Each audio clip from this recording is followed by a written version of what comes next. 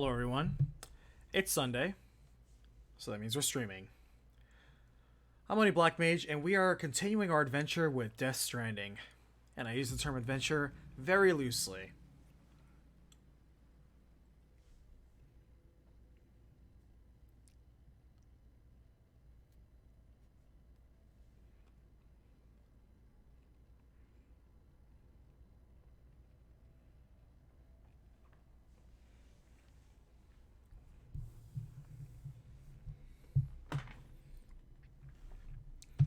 This is a game that's so far. I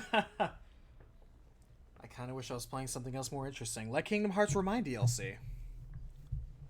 Or Dragon Ball Z Kakarot. Or Outer Worlds, Disco Elysium. A couple small indie games that I have. This game has yet to justify to me why I'm investing this much time into it, because investing means that I expect a return, and so far, not even getting that.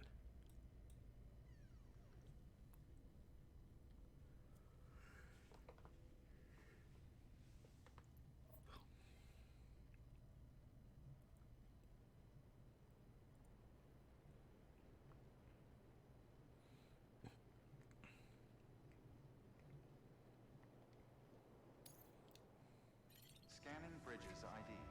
Verifying ID. Clear. Weapons detected. All weapons will be locked until Alright, take out an order for Sam at Lake Knot City. Thank you.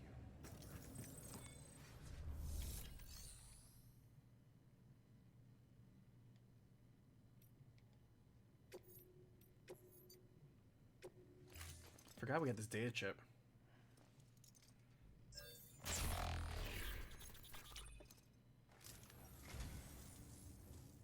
I say, I don't know what I did to deserve such kindness.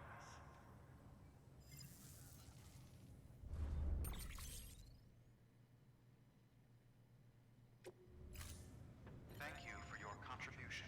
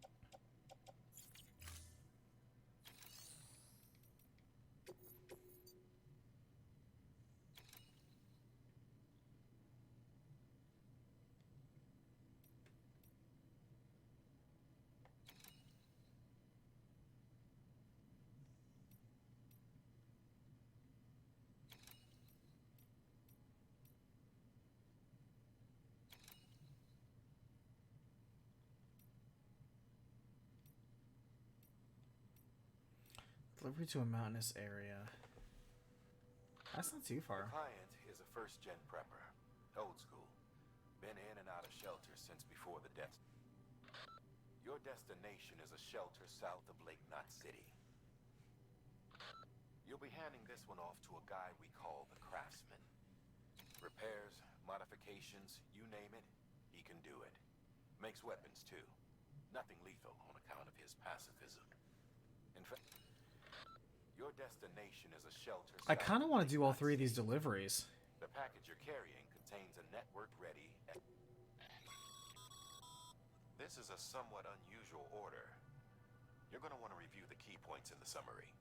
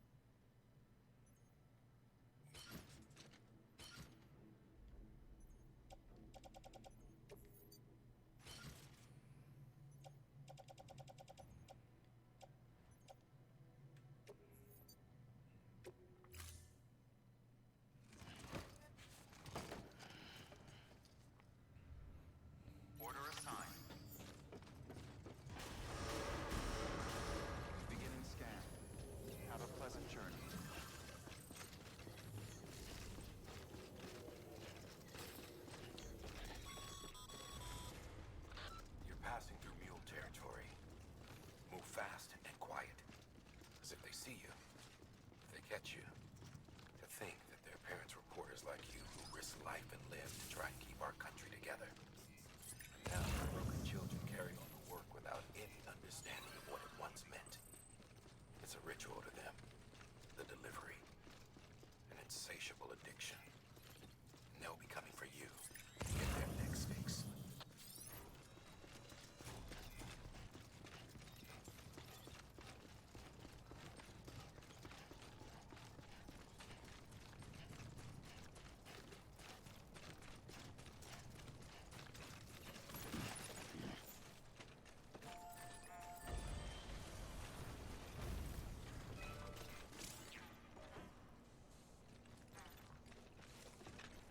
Alright, watchtower. I appreciate that.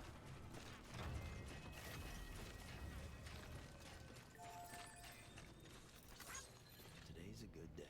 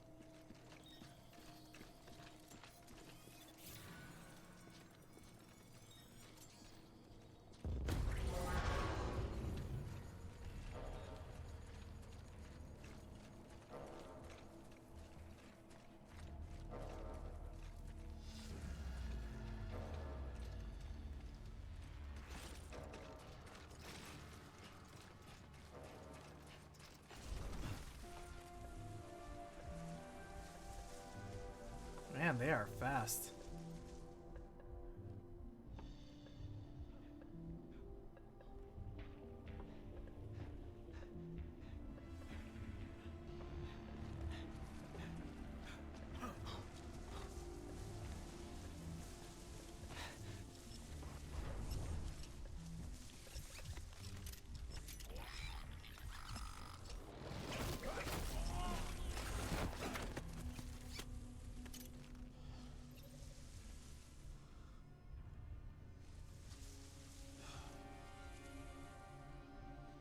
Might as well take his climbing anchor. Ah,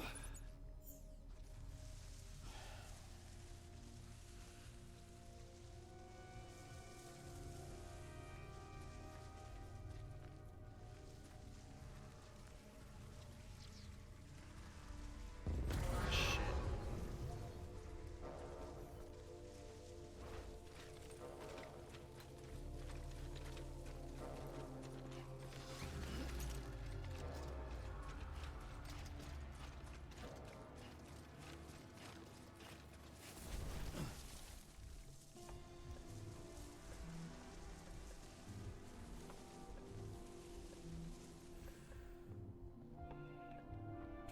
I'm trying to remember where the compass is. We gotta go there, right?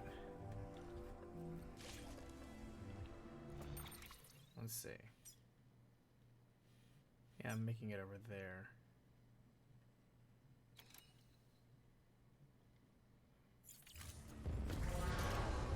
Yeah, these guys are persistent.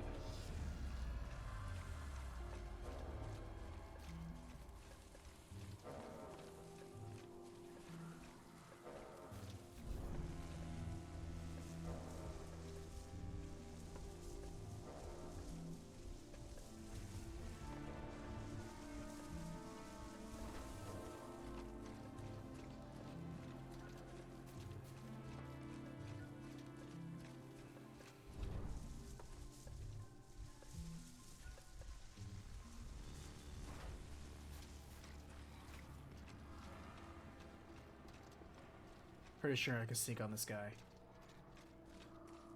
Nope, he's facing my way.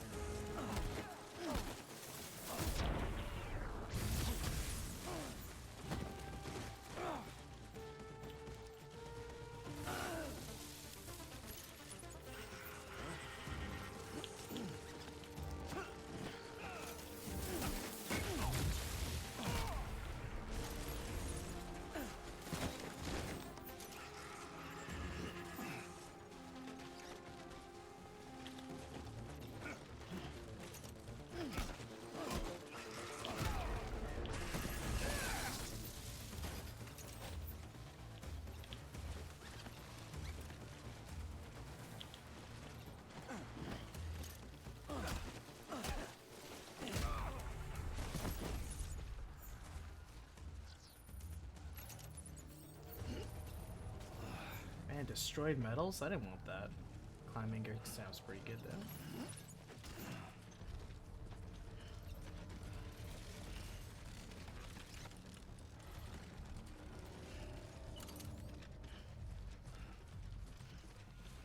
You know, sometimes I think it's just better just to beat these guys up and keep going.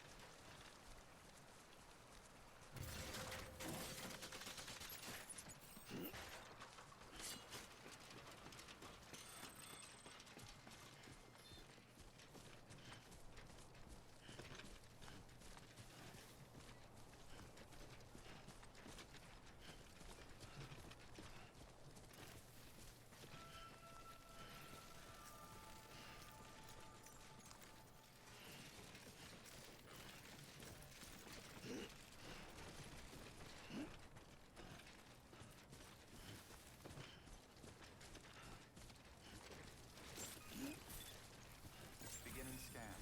Scanning bridges ID. Fragile Express ID verified. Weapons detected. All weapons will be locked until departure. Cargo verified. Thank you.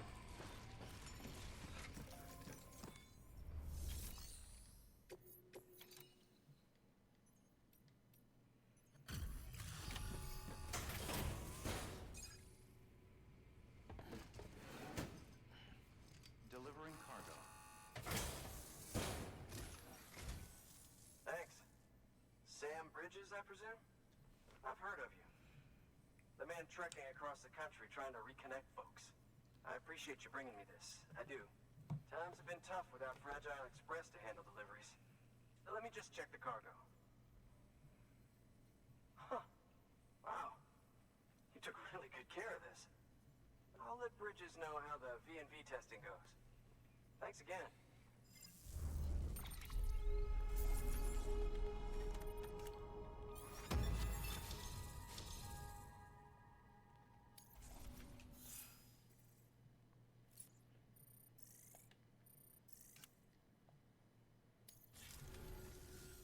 I need you to understand something.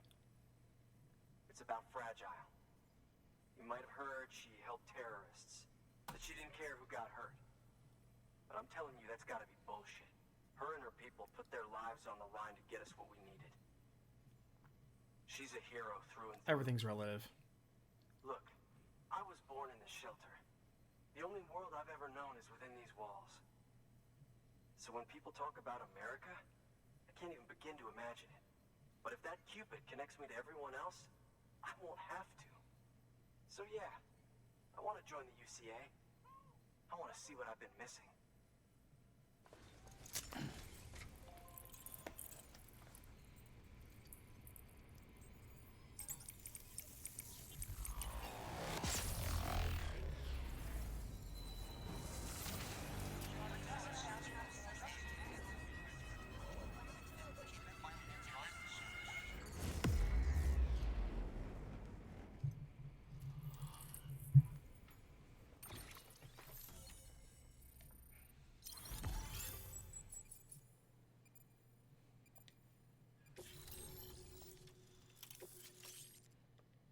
Ooh, power skeleton.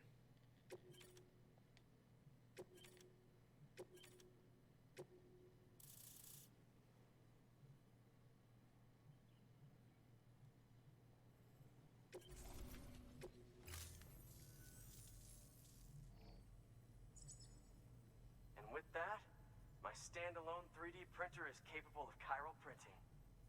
Assuming it works, the Evo Devo unit should enable me to replicate all kinds of archived objects. We can rebuild America one piece at a time. In the meantime, I can use the network to see what's going on in the cities, track mule and terrorist activity. It's like you brought me the whole wide world in that package. Thank you, Sam. Let's do business again. Oh yeah. I've got a little something I'd like you to put through its paces. An assist unit I developed myself. Works perfectly in sim trials, but I need someone Oops, to test it out phone's on going solid off. ground. And if it makes your job a little easier, all the better.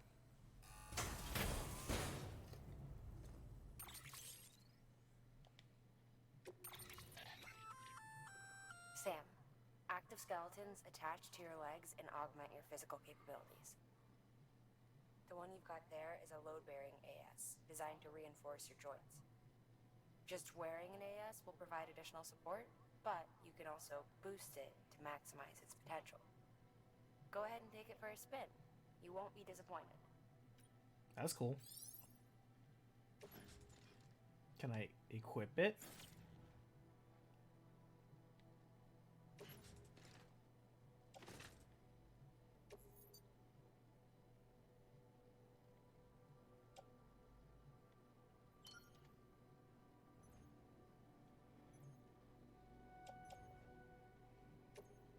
Thank you kindly. Come around again soon. Good work. New order available. Please access delivery terminal for further. All right, that's one prepper way station. 2 to go.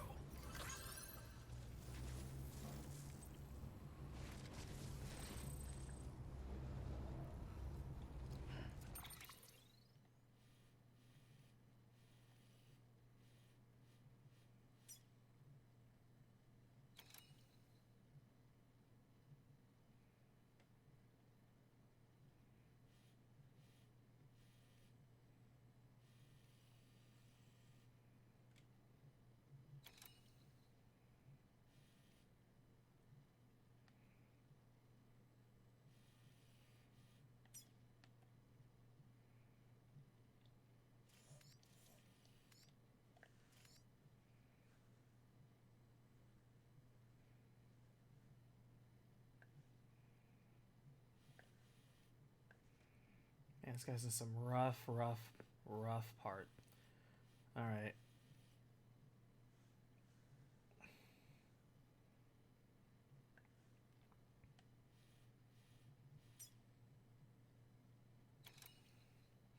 Alright.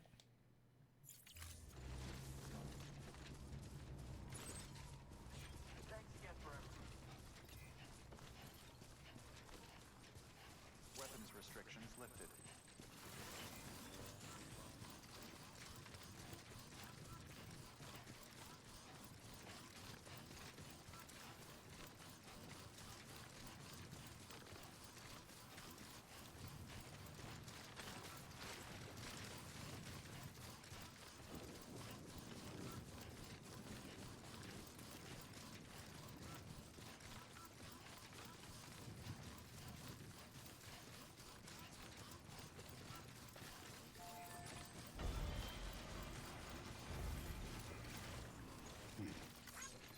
Thanks for the help.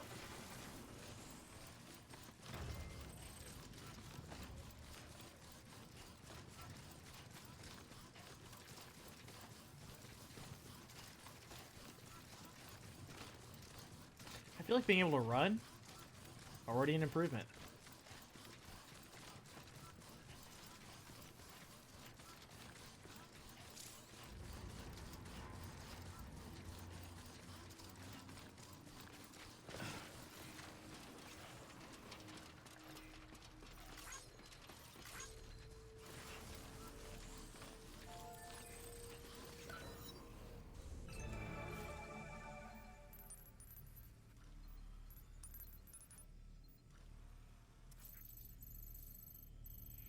Jeez, serious dudes going on there. Alright.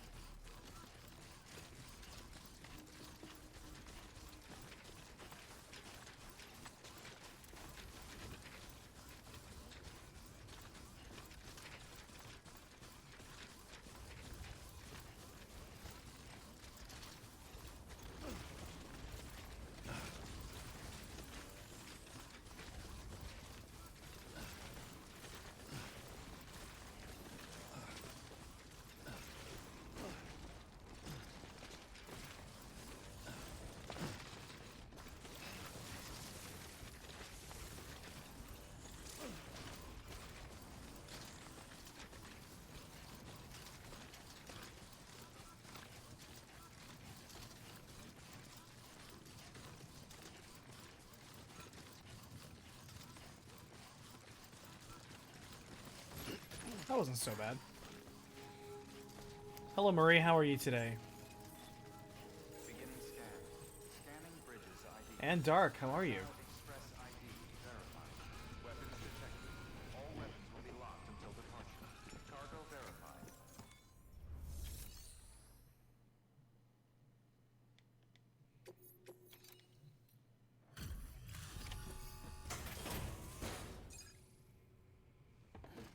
I've had a pretty okay day. Today was my day off.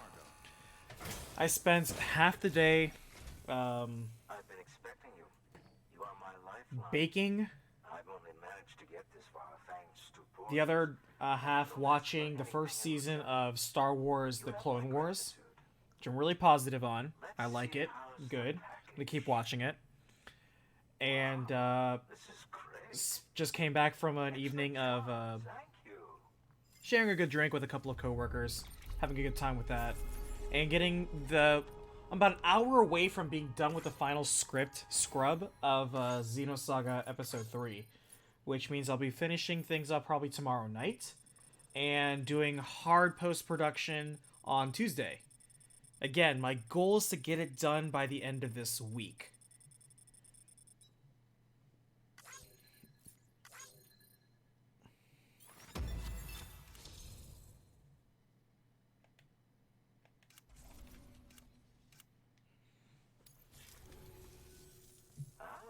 So you're here on behalf of Fragile Express. Please tell me you put the terrorists behind you. When Fragile, the daughter Yeah, I actually really enjoy started cooking and baking, so... associating with other couriers, Bad part about me is I also have a sweet tooth that supports that. around here. Rumors say that she caused the explosion at Middle Knot City, and there's a part of me that believes it. Of course, she could be just another one of their victims. Are you connecting the chiral network? Hey, they're going to Atlanta. I don't That's like exactly where I am. bridges, but I'm not going to join the Unfortunately, I UCA. can't say hello to them. Go ahead if you're fine with that.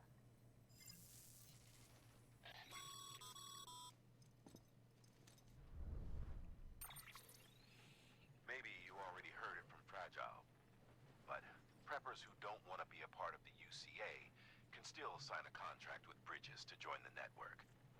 They get to use our delivery services and other basic Cairo network infrastructure, much like our full members. Similarly, you'll be able to use their Cairo printing facilities to replenish your supplies. They are not, however, obligated to exchange data with us. So don't expect them to share intel or help with the development of new tech. In an ideal world, everyone would be a part of the UCA, of course. But failing that, we want everyone to at least be a part of the network. They can always change their minds after the fact. The Cupid will interface. Well, what that basically means, and I'm sure you already figured that out, Dark, is that they're probably going out, they're going to schmooze a client, and with that schmoozing, lock in some business deals. And I get that. That is part of the industry. Gotta grease palms and rub elbows.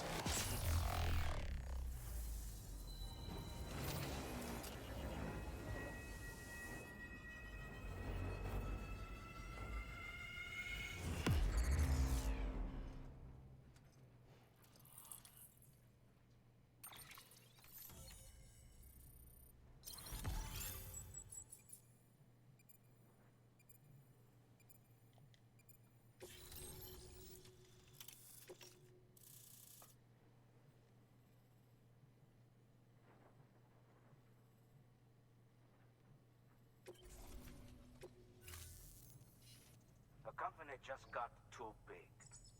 Times like these, we should all keep it close and tight. That goes for couriers too. Otherwise, Oh, sure, there's no we'll reason to just support make it, but the hey. same mistakes. Republics, federations, coalitions, states, connecting all kinds of people together. It's just asking for trouble.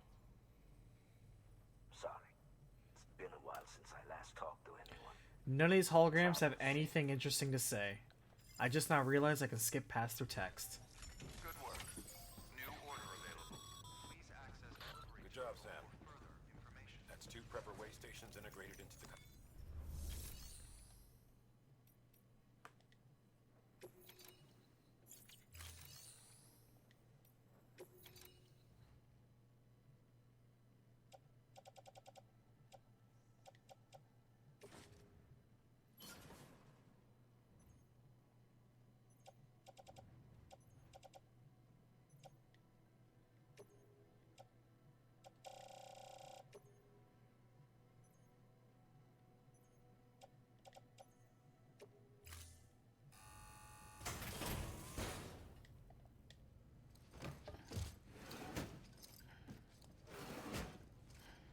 Delivering cargo.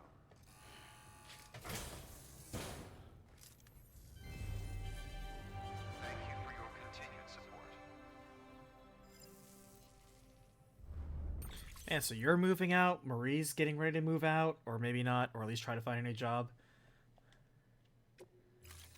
I know I'm prepping up boxes so that way I can move in a few months' time. So yeah, everyone's moving. Just the time to take on new interesting directions. Maria, I hope you ace your interview. For me, I always feel the same way because I always walk into an interview blind because I always give a very honest answer, and if they can't appreciate that, if they don't appreciate honesty at least a little bit, then I know that's not a place I want to work at if they do want to accept me. I don't like places that are like, oh, well, you need to lie and fluff yourself up and look really good, because if they can believe if they believe superficial garbage, that means I'm going to be surrounded by a bunch of superficial garbage people. And no thank you.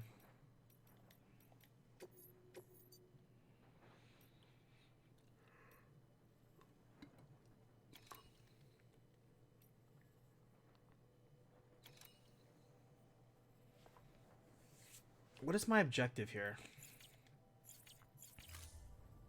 Thank you for your contribution. Bring South Knot City into the chiral network.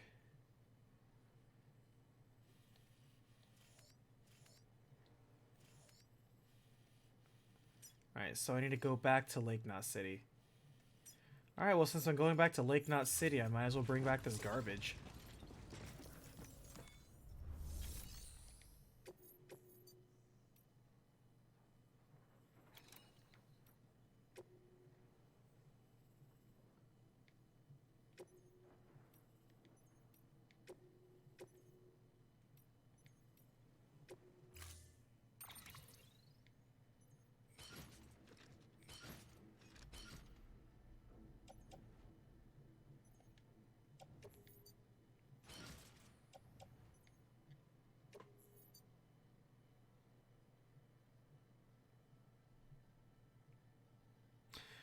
Yep, still have my eyes set on Texas.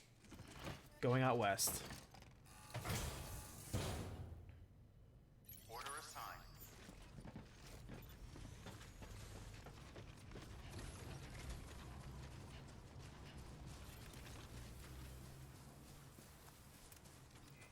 Weapons restrictions lifted.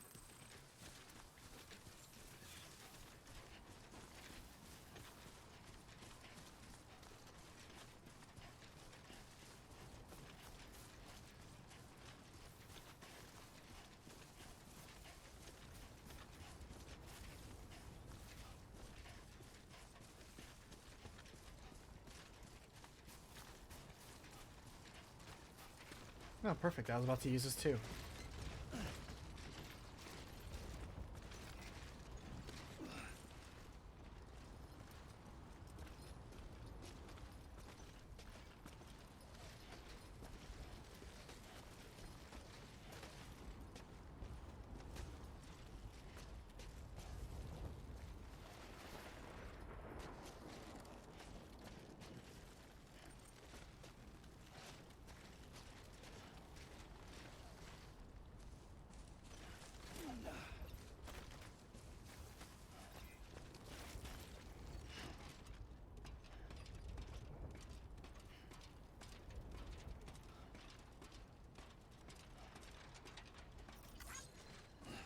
Yeah, let me get you a like for that.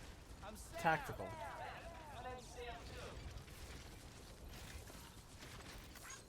This one's for you.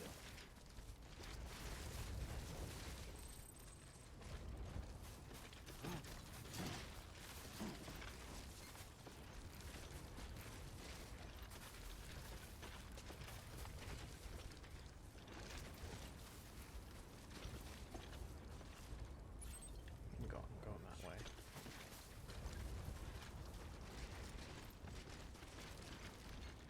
Alright, so I need climbing anchor.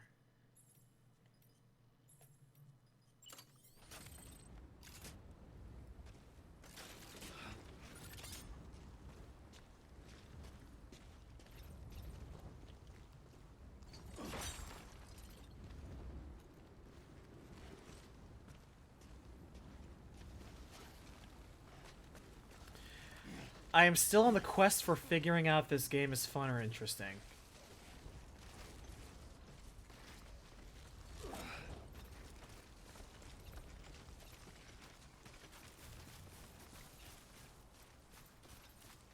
So far, that has not been determined.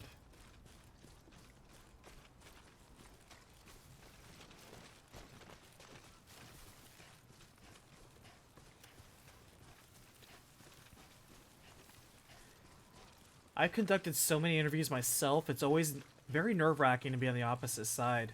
In fact, I'll be doing an interview for a full-time manager tomorrow. Not to speak too close to details, but I'm going to be bringing in an assistant with me because I want them to practice interviewing others, because I already looked at the candidate. I'm not super impressed. I'm still going to give him a chance. But I'm one of those type of people that do make people nervous when interviewing, because I am the person who throws a lot of curveballs, and I throw a lot of hard questions your way, because I want you to get rid of any notions of giving me nonsense predetermined responses. I hate those. And I want you to give me something interesting to say or interesting to think about. That's what I want you to do. I want you to rub your brain cells together.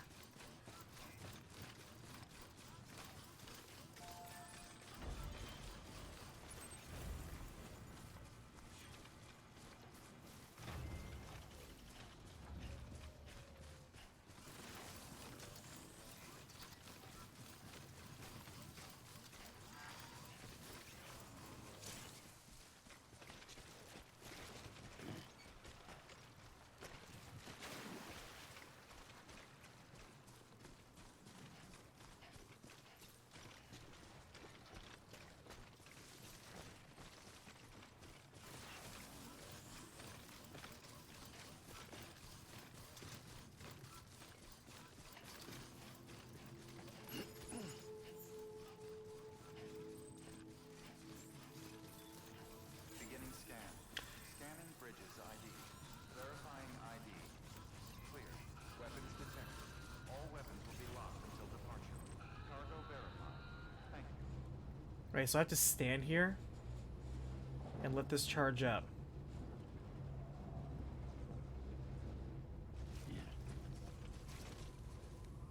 Or I can build a generator.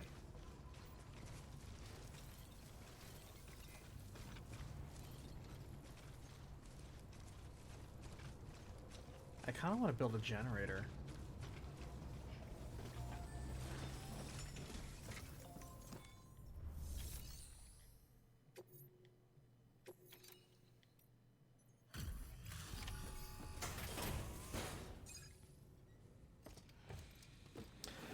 Let's see. It depends on what you're really. I don't want to give you a curveball question for the position in question, because that would reveal too much about where I work, and we're not that personal.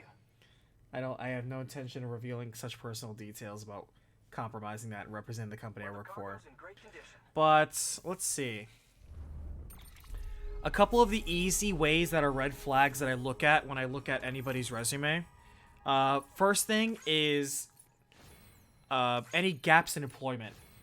If you have any unusually long gaps in employment, that's one of the first things I like to ask about. I do like to lead with the easy question, which is surprisingly a lot of people fumble on, which is, hey, good, Power Skeleton level 2. Sweet.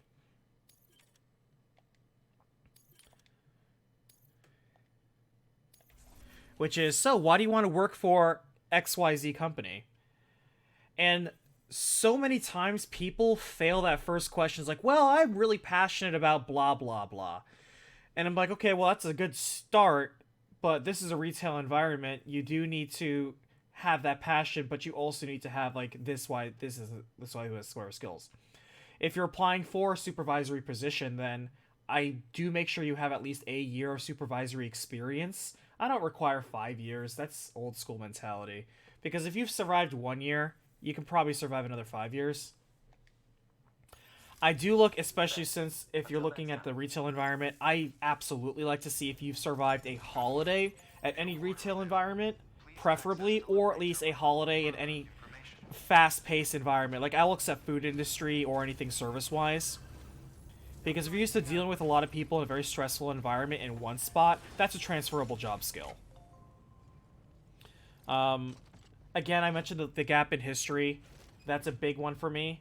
because I want to be okay. Well, during this time, during this year and this year, you were, what were the things you were doing? Like I accept, hey, I was pregnant, I had a baby, or I, um, I was at school at the time full time. Okay, well, great. Well, let me tell you about your availability. I also have to confirm availability and other employment. A lot of people forget to ask that, but I like to zero those in. The first third of my questions are usually immediate filter questions of if you answer any of these in a way I don't like, then I'm going to cut the interview short because I'm wasting my time. Let's see. Ooh, Power Skeleton level 2. I want that.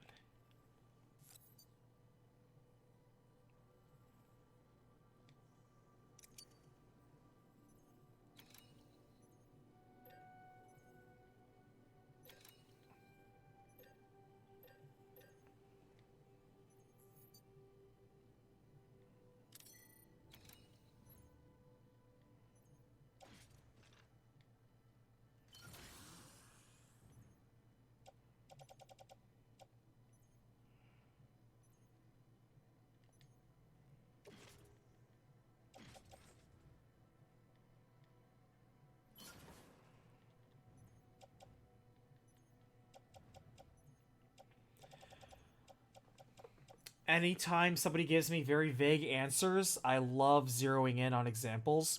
I love people providing examples of when they fail, not just so they can identify cases where they have, but I want to see what did you learn from that experience. I want you to talk about this time where you did this, because a lot of people love to have the parts where this, that, and the other, where they're doing great, or they want to talk about their accolades or the awards they won. Um, I like to say, hey, so you won the award during this time. What about the following quarter? How come you didn't win that award then?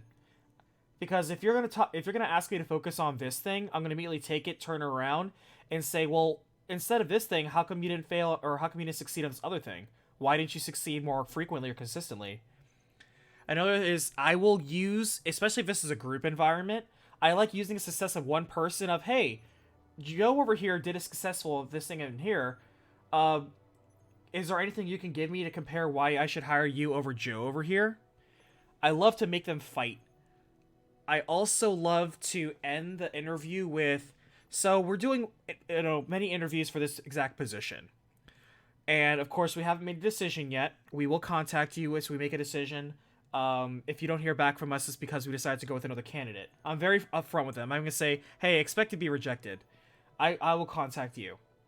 However, can you give me a reason right now why I should consider you or remember you over any other candidates? And it is shocking, this may shock you to hear, but there's so many people that can't give me a reason why I should hire them over the very next person I'm going to talk to.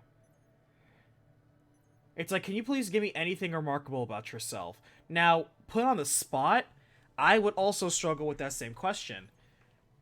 I completely get it. But at the same time, if you're going into an interview, you need to be prepared to think of something quick on your feet.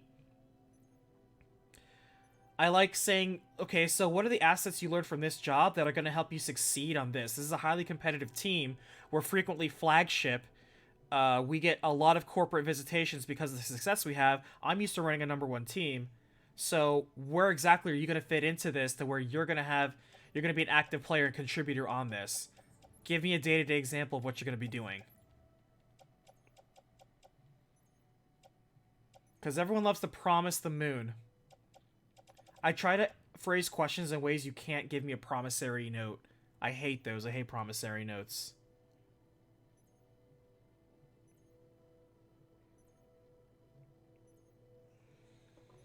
Like, just give me a chance. I'll work really, really hard for you. I don't doubt your motivation. What I do doubt is your ability to think this is a first step into what would be a foundational skill for you. And, given what I know about people, if you do establish good work history with here, what commitment do I have from you that you're going to stay here instead of transferring to another job with the boosted skill sets you just have? And that's a question a lot of people aren't going to admit because they're not going to be like, oh, well, I promise once I get good and better, I'm not going to move on to bigger, better things. Because if you're smart, you know that's not something you can't commit to. And I want to see if you're going to lie to my face. There's one simple filter I did on a lot of people. You would be shocked to see how many people fail this. I had, hey, I have a box of small knickknacks here. How many things are in this box? And a lot of people are staggered because I'm like, wait, you want me to count how many knickknacks are in this box? Yep. This is just a, a simple assessment. And I'll give them 2 tries to tell me like there's 32 items in the box. Because you'll be surprised how many people under pressure cannot count. It is amazing. It is amazing how many grown adults cannot count when like they're put under the clock for something. Oh, people do promise. You think people wouldn't promise. People in desperation will say whatever they want if it thinks it gives them an advantage. Or I'll stack up a couple of books and be like, hey, I need you to put this in alphanumeric order. And alphanumeric order is very simple. Symbols before numbers, numbers before letters. And a lot of people do not understand that. I don't know what I'm looking for here. I'm just talking.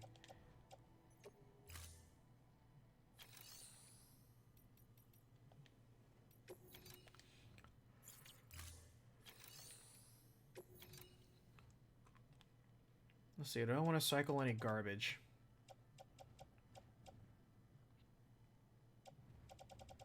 I really should put this metal away, shouldn't I? Yeah, I should.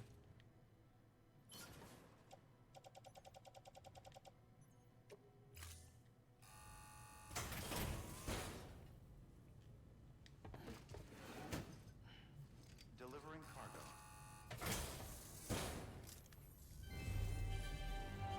Thank you for your continued support.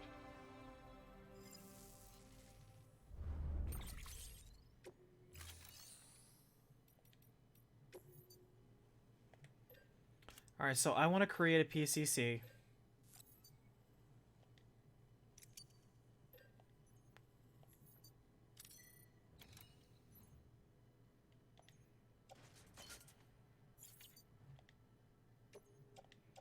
And I'm going to build a generator.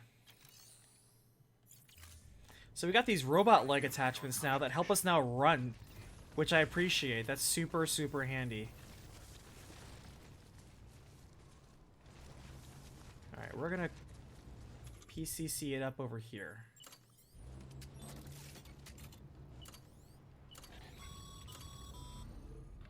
No can do, Sam.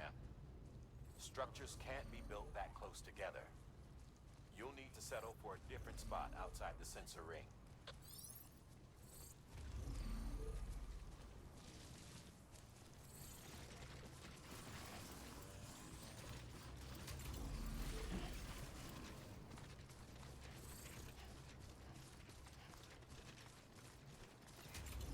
Weapons restrictions lifted.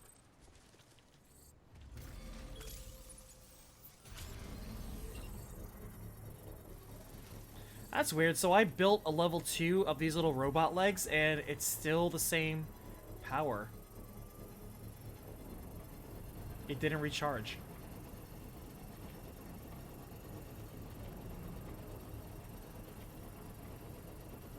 Construction complete. Oh, there we go. Beginning scan. Scanning bridges ID. Verifying ID. But yeah, now we can run, so we can get from point A to point B a little bit faster. All weapons will be locked until departure. All clear. Welcome, Sam Porter. I also realized there's no reason to not fight mules. Because they're all weak as hell, and there's kind of no reason not to. For bridges.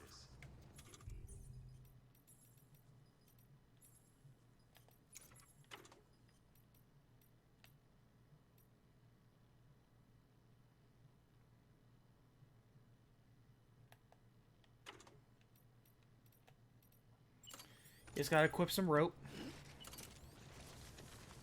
Weapons restrictions lifted.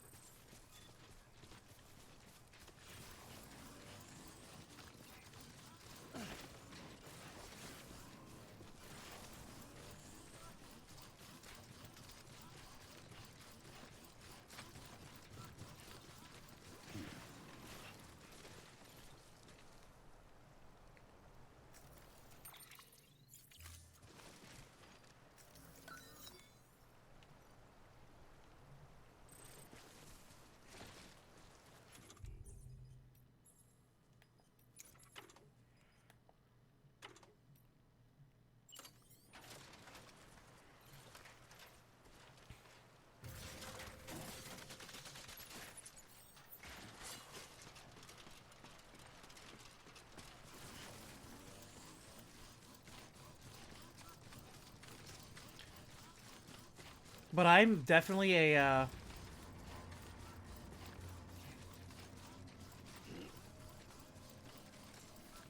I'm definitely a mean person when it comes to interviewing. Because let's put it this way, especially in the retail environment, if you can't handle me being rough on you... What the hell is this? If you can't handle me being rough on you just during the interview, you're not cut out for this, man. You need to bail out while you can. What is this structure?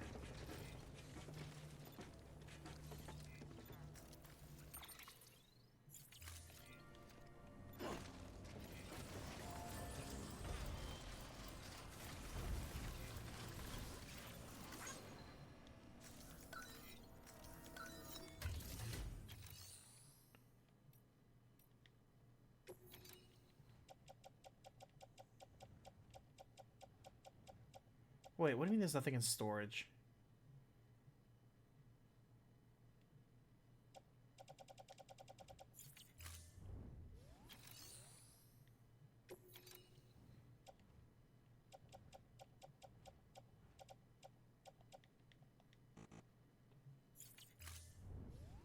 Is all my crap over in Knot City?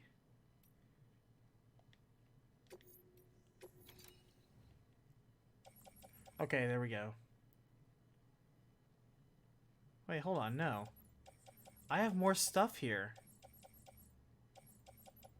What happened to all my grenades? Okay, we need to figure this out.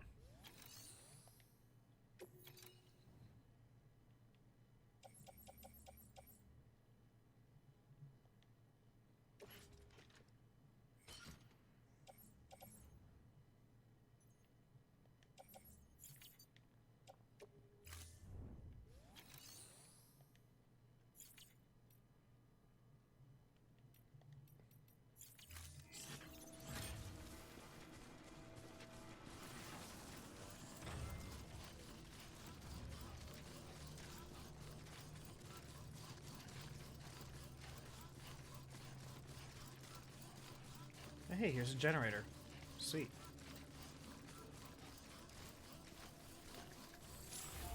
What you looking for, dumbass?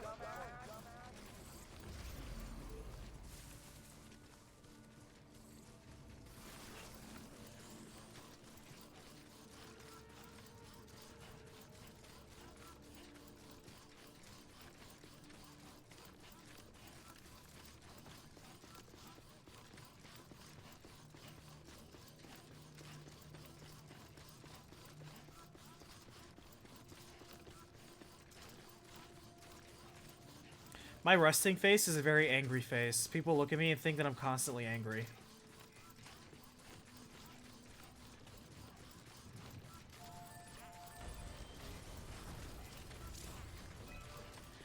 I also come across very intense to people.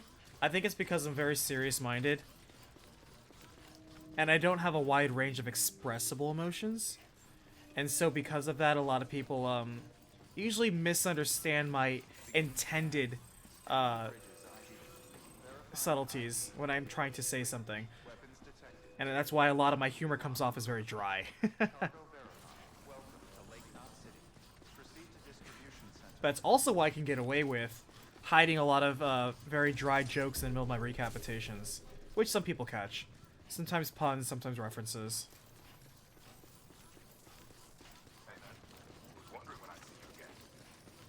Alright, let's figure out why... Where happened to all my donated grenades?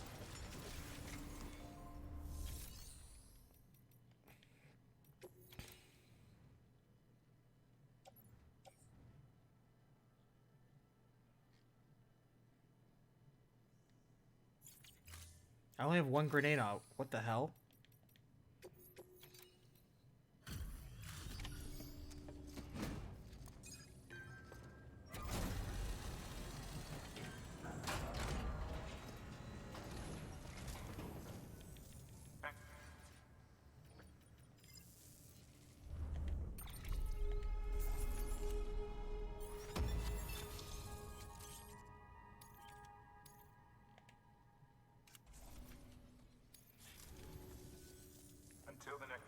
Yep, none of this is interesting. Anyway.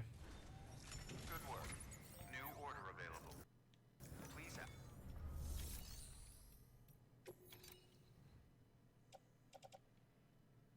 I guess it's not that big of a deal because...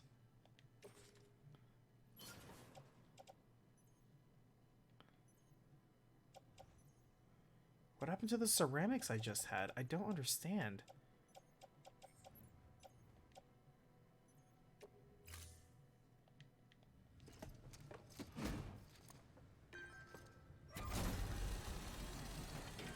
But my whole thing is to just put pressure on you, because when I put pressure on somebody, I get more honest answers. When you make somebody slightly uncomfortable. I won't ask necessarily rude or disrespectful questions, but I will ask weird questions to throw you off your game. Sometimes I'll ask you something funny, like, hey, what's the last movie you watched? And then I'll ask you, hey, tell me about that movie, I haven't seen it yet.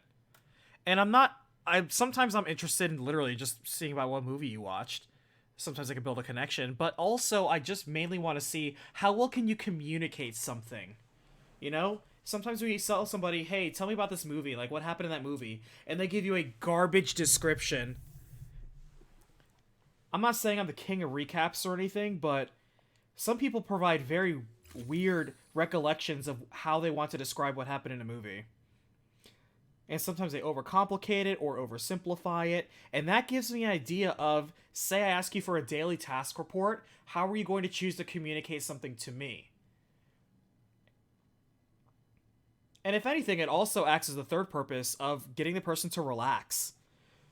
Because usually somebody's seeing, it's like, hey, are you watching any, shows recently? Or this, or like, hey, have you seen any movies recently? And it'll just, break the ice. And sometimes it'll get them to relax and get them talking. And if I get somebody talking in a much more natural situation and environment, it makes the entire process move really, really smooth. If I don't like you and I'm not having an interesting time talking to you and you're not even selling yourself, that interview will be over in about 10 minutes. But if I'm having a good time, about 30 minutes is how long I like to take. I like to make a conversation. Conversational methods are my favorite ways. There are rubrics that I have to abide by for legal reasons, and so there are things I have to ask or check. But for the most part, I like just making the thing as conversational as possible. I'll even crack a joke sometimes.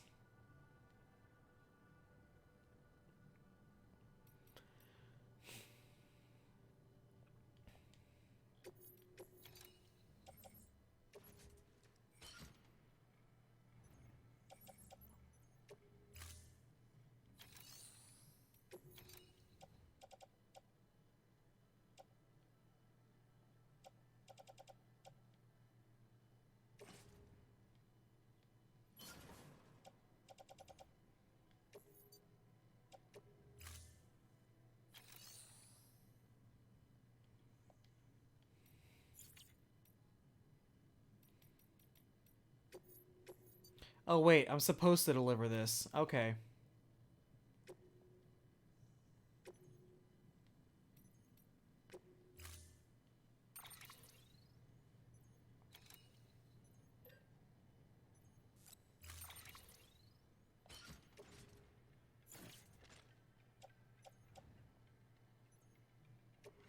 Gun parts, huh?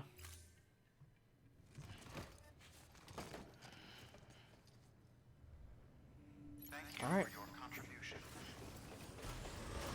Begin the scan. Have a pleasant journey.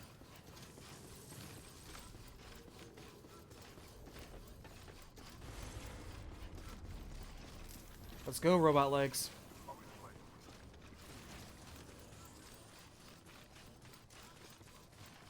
That's right, I can't leave unless the game wants me to.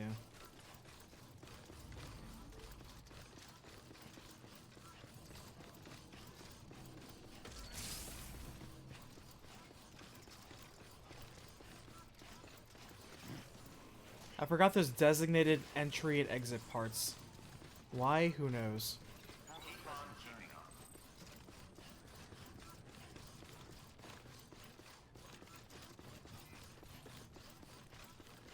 Weapons restrictions lifted.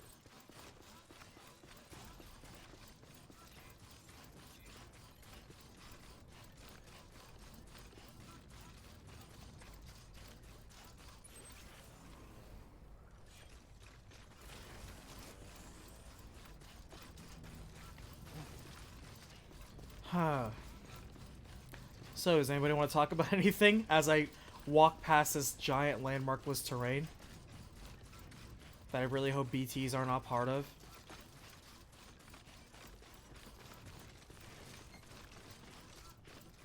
Oh, thunderstorm's coming.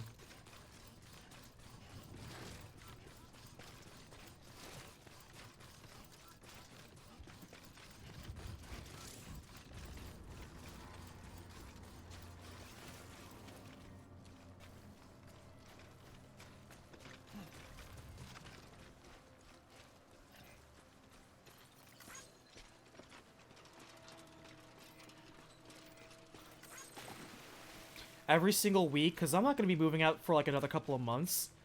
But my plan is... Uh-oh. Got mule territory here. My plan is go out there for about a week, try to get an interview and a job for anywhere. So that way I can rent a place. And while I'm renting a place, find a more permanent residence. Because one of the reasons why I'm going to Texas is because the cost of living there, as well as the average salary, is so nice. It is so much cheaper to live there, and you make like so much more money for doing the same exact work. I'm like, wait, for the same living space I'm in right now, doing the same work I do, I can be saving like 20% and making like 20% more. Like, the differential's nuts. It's like, why would I not want to go to Texas then? Sure, the water is garbage, and the weather isn't ideal, but hell, I'm gonna be mostly indoors anyway. So why not?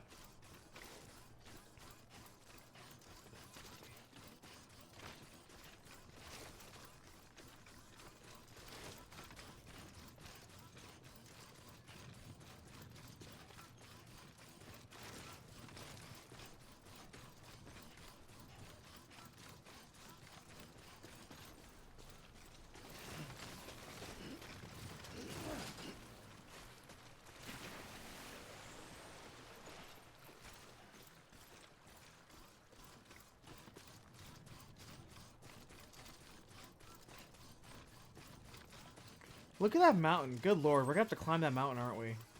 That probably is gonna suck.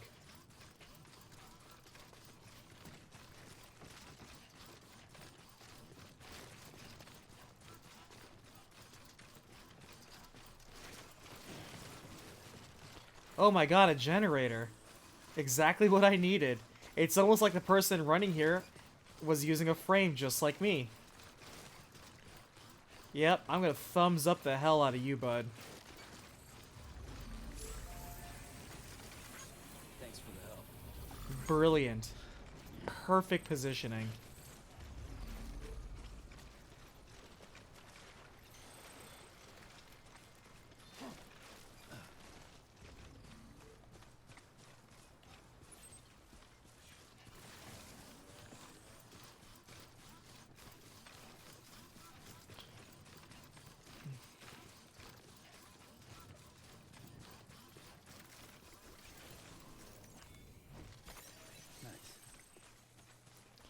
Oh, that's right, Marie. Let me regale you with some of my, if I were making it, Pokemon nitpicks.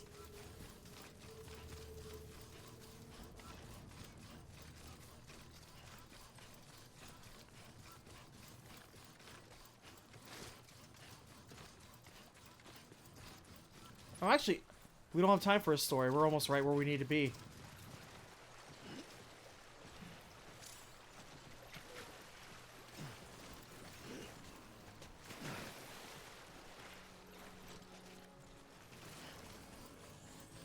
I thought about requesting a transfer, but then I thought, you know what? This might be a good opportunity to just do something new. I kind of want something that's a little bit more of a normal 9 to 5 anyway. So, because if I can do 9 to 5, then that actually leaves me a lot more flexibility to working on recaps in a much more consistent way. I was putting out much more consistent recaps back when I was doing a 9 to 5 kind of job, and I kind of missed that. Weapons detected.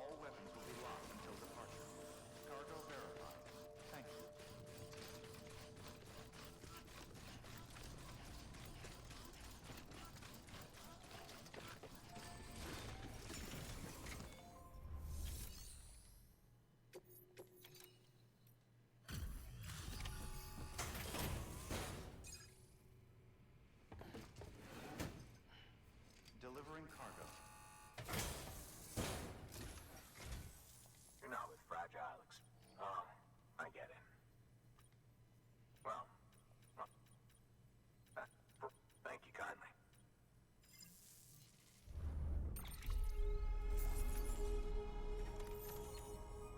Are there anti-BT guns in this game? That'd be pretty cool. Like, can I get a gun that shoots a pellet of my own urine at them? Like, literally a pee gun? What's your angle anyway? Everyone knows. Only a dick. But here you are. Don't try. You know what? Because you all pissed them off. Join the ECA. I may as well paint a bullseye. Just keep my deliveries coming. Though I will say, I appreciate quality work. God, there's a lot of fight. Yeah. But Good work. New order available. Please access delivery terminal for further information.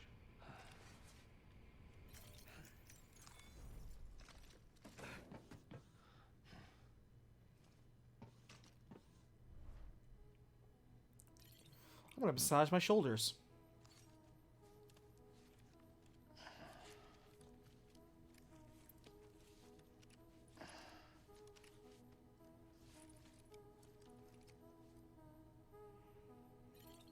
We're gonna try sleeping and see if it does anything.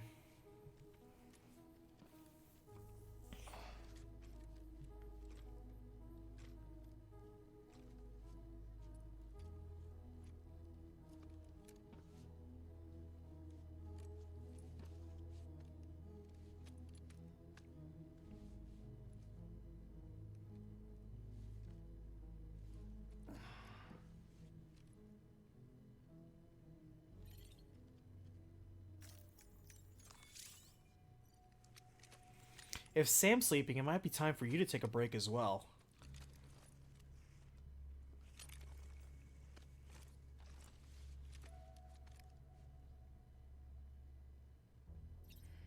That's so weird that you can command Sam to sleep.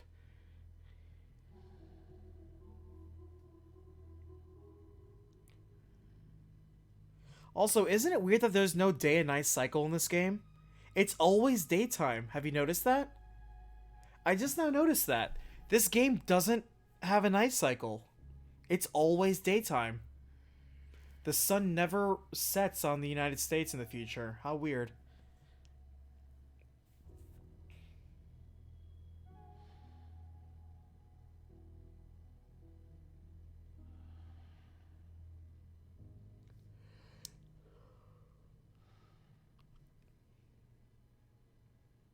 I was kind of hoping I would get more of a recharge element from this, but I'm not seeing anything go up, so I'm just gonna wake up.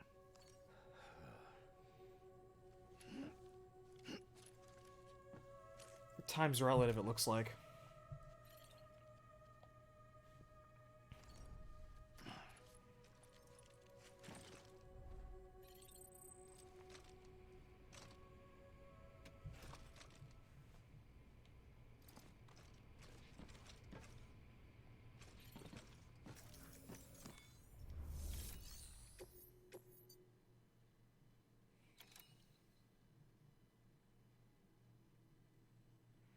You want me to go to that massive crater? Holy shit. No thank you.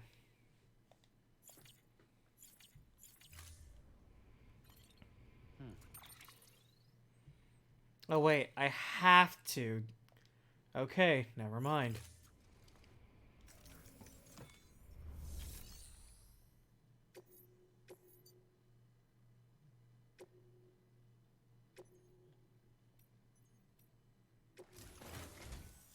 the toolkit you're looking for ought to be in my old.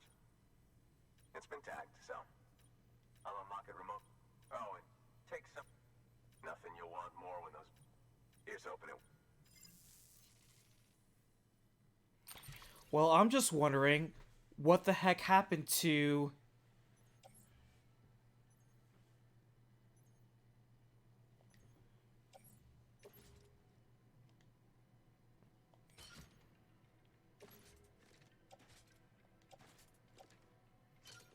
What the heck happened to all my, like, 20-odd grenades I had last time? I put in my little locker, and now I'm coming in, I'm seeing, hey, I don't have my grenades anymore. What the heck?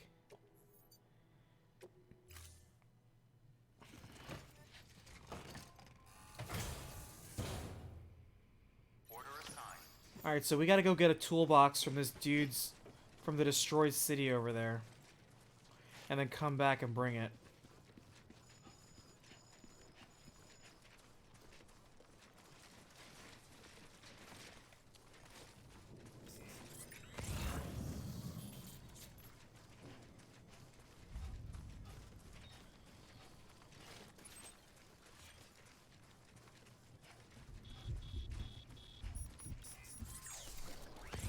Restrictions lifted.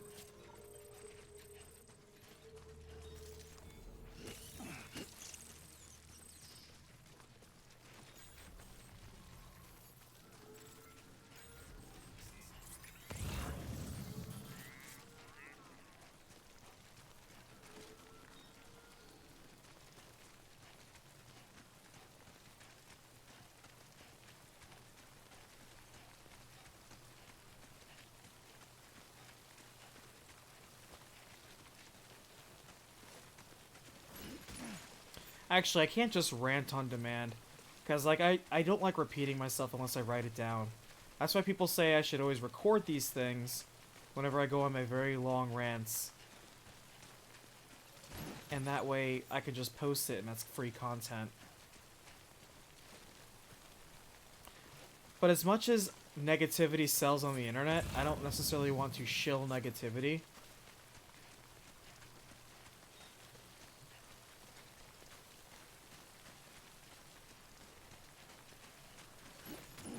Because that's just tiring.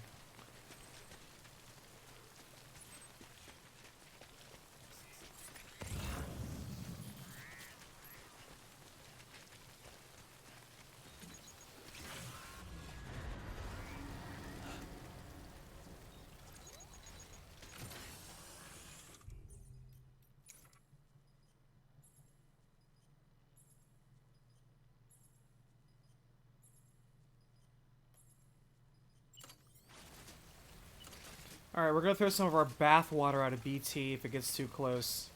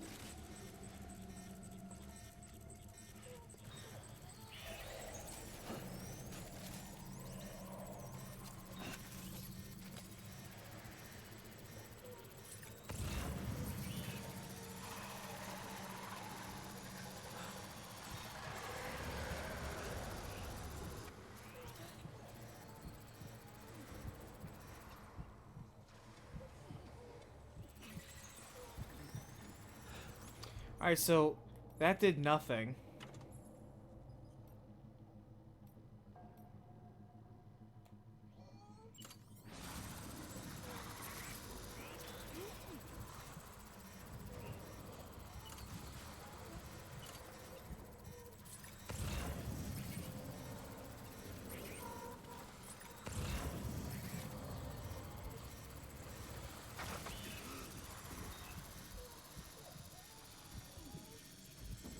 I did like The Mandalorian.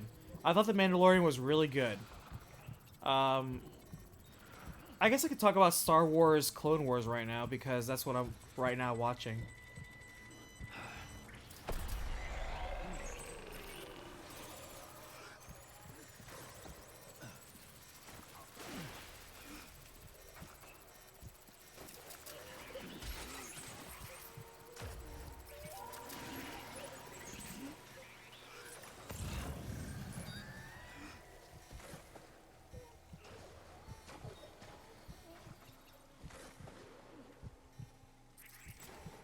I'm also sneaking by crap, hold on.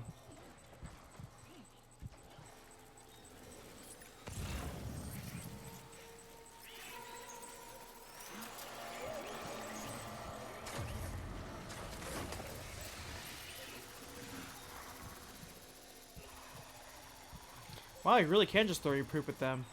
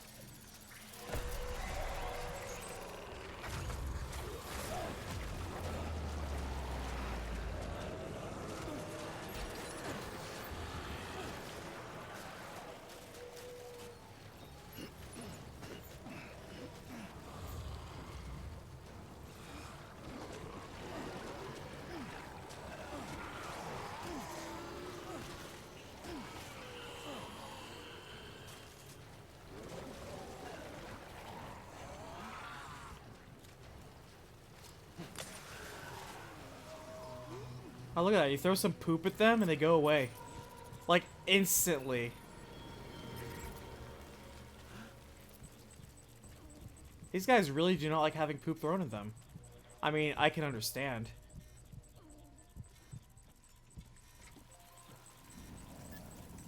Man, I need...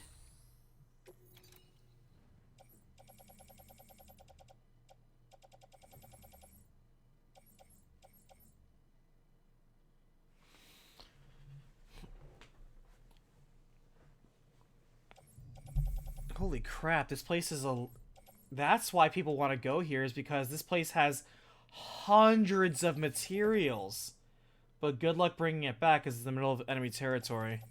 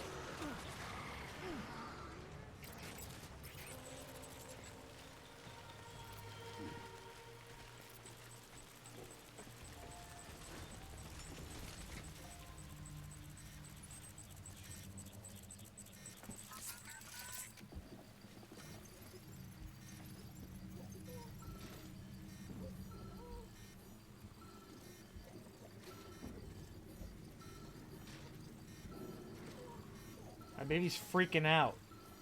Stop freaking out, baby.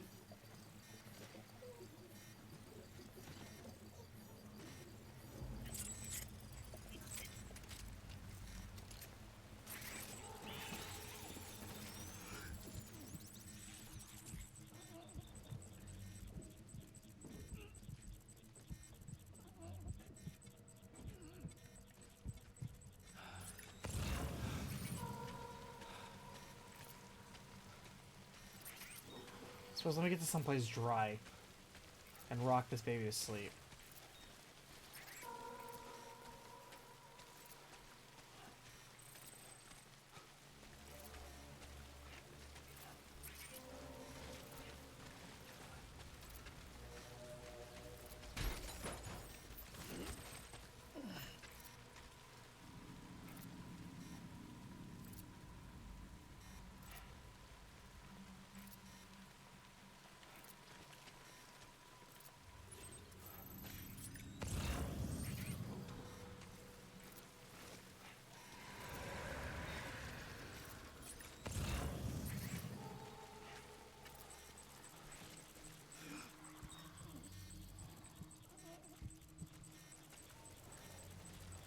I've not seen the concept Star Wars art.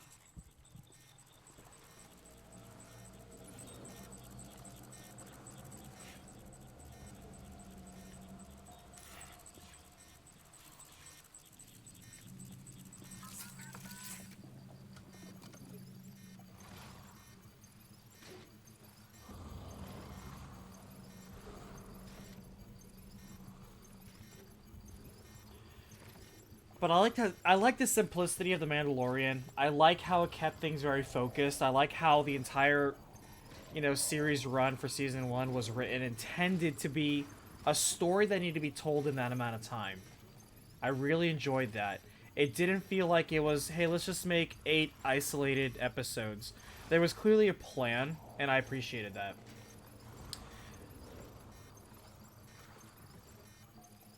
So I really do look forward to the next season. There is room for improvement, but for the most part, great steps in the right direction. Here's what I hope happens. I would love if they brought back that canceled 1313 project and renamed it a Mandalorian game, that bounty hunter one that they wanted to do. Why not?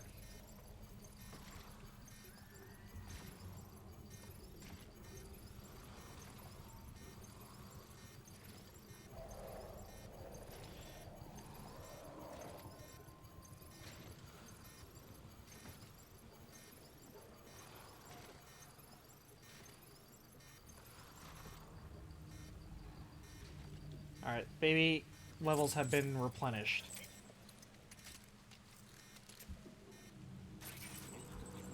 I need cargo repair freight. Here's what I need.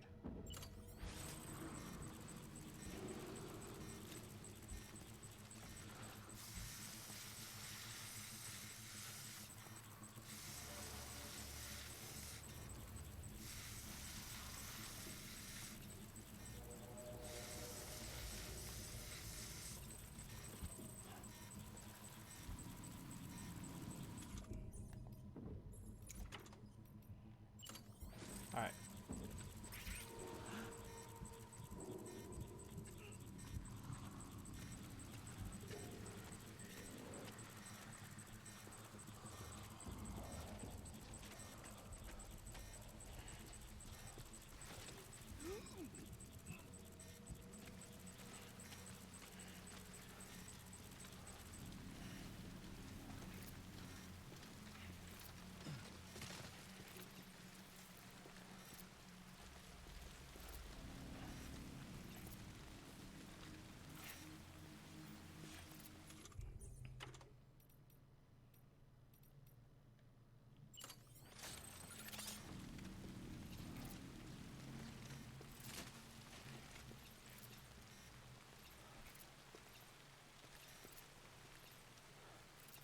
Haha, you let me put a climbing anchor here. I'm gonna take it.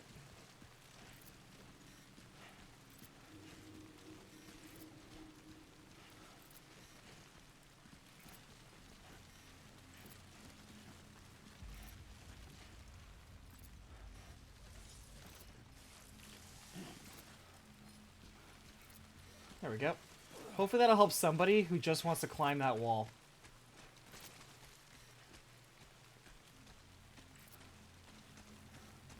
Alright, now let's get the hell out of here.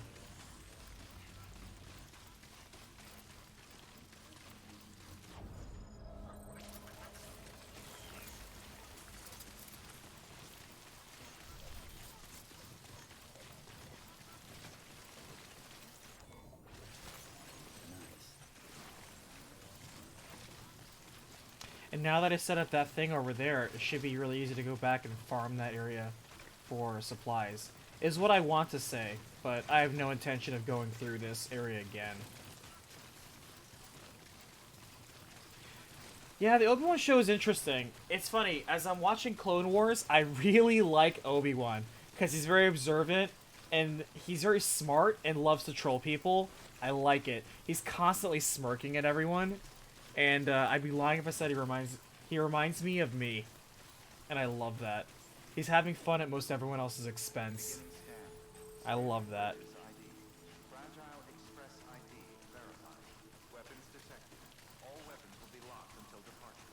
Cargo verified. Thank you. Anakin's written so well in Clone Wars too. I really like that. I like their designs too, because they could have gone with a couple other different designs, but I'm really glad the designs they chose for it.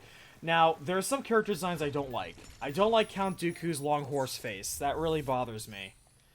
But I like most of other people's designs. They look how I expect them to look. Artistic sides, artistic liberties aside. But I really like Anakin's design. It looks very cool. I like how the Jedi Masters, they get more, screen time. They're not like how the movies just completely disrespect them. They're given development. They're not chumps. You really get to see their strengths, and I like that. Because I've only ever seen the movies. I don't read the books. I don't read the comics. So, you can clearly tell, though, like, they really underutilize so many characters, and a lot of events, technologies, or characters are really better explained here. I like this. I also really like how the clones are, like, so good. The episodes or events that feature just the clones are my favorite part. Because the clones are so smartly written. I love it. It's like watching a good military drama. I love how they could have been very cheap and easy and just made every clone look exactly alike because they're clones. But they don't. So many of the clones have their own personalities. They have their own nicknames, their own inside jokes. They have their own, like, markings, or they have their own nicknames. They have some have different feelings and stances. They can compare ideas. I love how when they have their helmets off, a lot of them have different haircuts. They went to really make it to where, like, they feel like individual people, and I love that. They didn't go lazy with it. They put effort, and I really appreciate that. I also appreciate a lot of what they say, too, because it just straight up makes sense. I like how a lot of them, when the war goes on, they're like, hey, we've had to really mass-produce these clones fast, so a lot of the newer clones aren't as well-trained as the earlier clones, because we just gotta push them out. And so they're really not as experienced or as well-trained. I like that. I also like how some of the more experienced ones are like, wow, the Jedi are full of crap.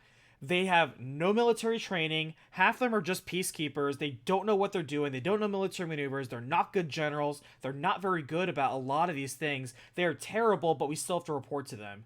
I like that because I also agree. It's like Jedis are not good, like, military generals. Most of them aren't. They're not meant to be.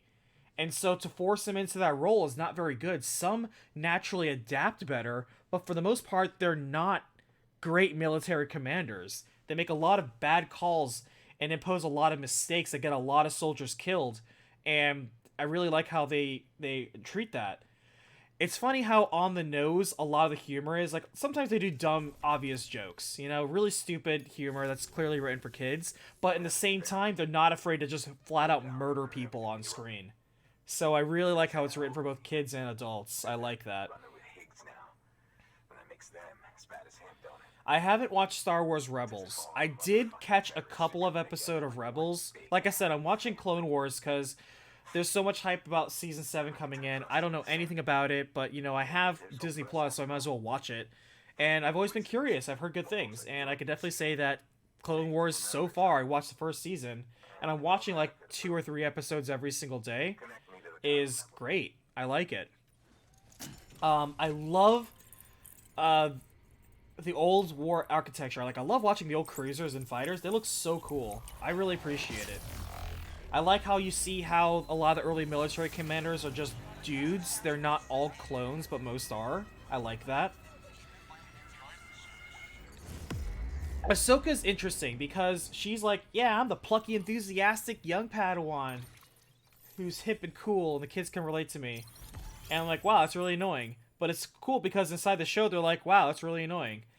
But at the same time, other than bringing that blind optimism that her naivete delivers, she does have skills where it counts. Like, when it comes down to throw down, she clearly can hold her own, which I appreciate. She really isn't just this useless comic relief, so I appreciate that. The Bola gun. Ah.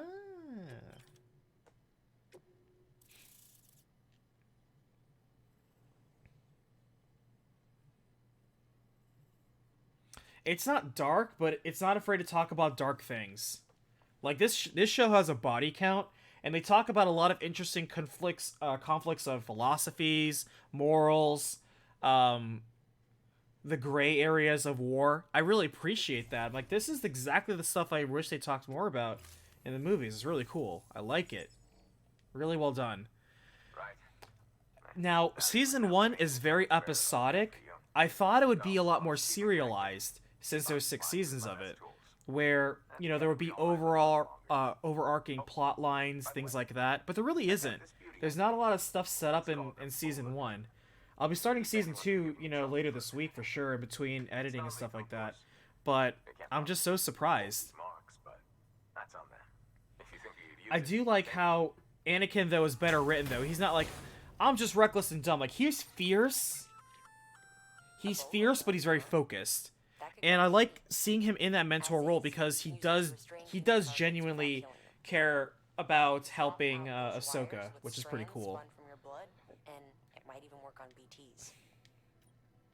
Go ahead. Well, I'm sure as hell carrying this Bola gun. Heck yeah.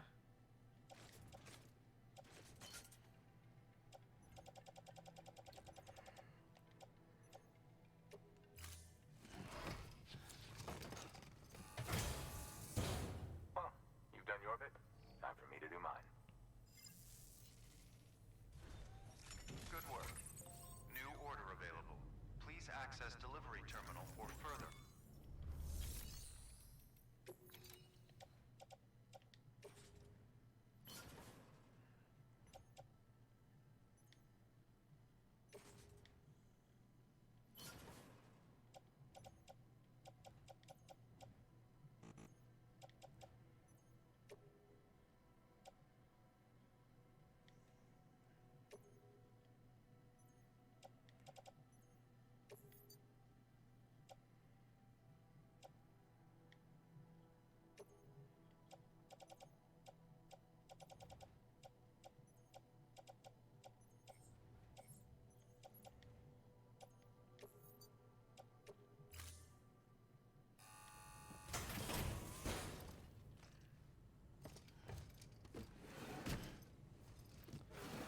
But just to talk about Rebels, all the stuff that I just complimented Clone Wars on, I can't say any of that for the few episodes of Rebels that I've seen.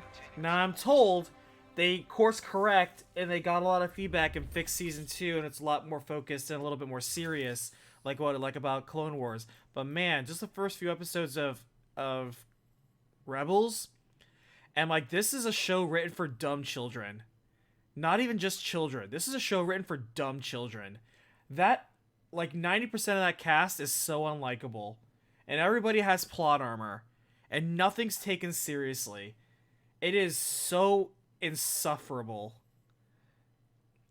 But yeah, I hear that they get better with it, and I hear that when they, and this is a shame because that means that undermines the quality of Rebels. When they start bringing in Clone Wars characters and plot lines to introduce into Rebels, that's when it gets better. So like, oh, so you're saying that when they take elements from the good show and just forcibly shoehorn it into this show, then this show gets better. So what you're telling me is this show actually is completely redundant and useless, and they should have just continued the last show, is what you're telling me. Okay, that's fine. Hey, Nanomaster, how are you? Yep, Sunday Squad is here.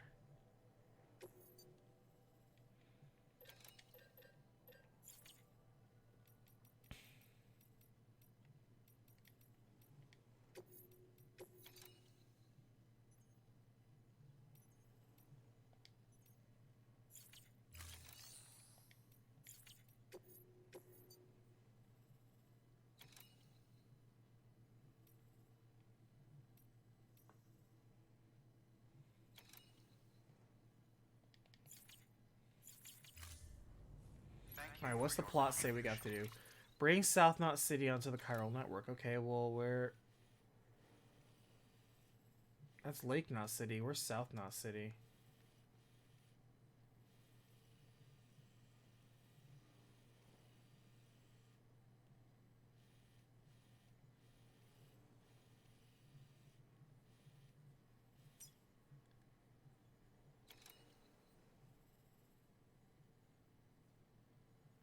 Where's South Knot City?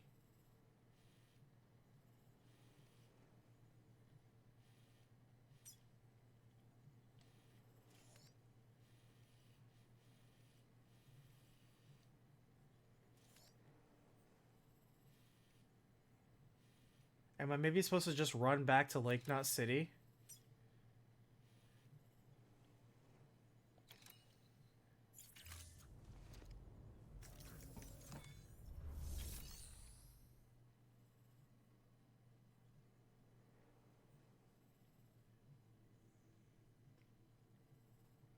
I was talking with a friend who, for many years, was telling me, yeah, watch Clone Wars, and is super glad I'm watching it, and even more that I'm liking it, because if you haven't noticed, I'm incredibly critical. Um, and I guess we'll go back to Lake City.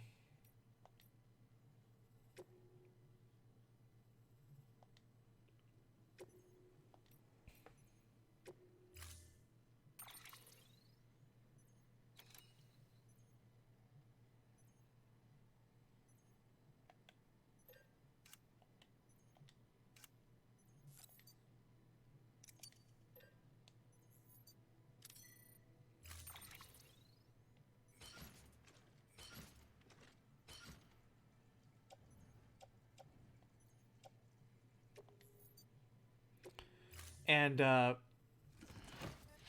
was saying, hey, for how much improved they did with this...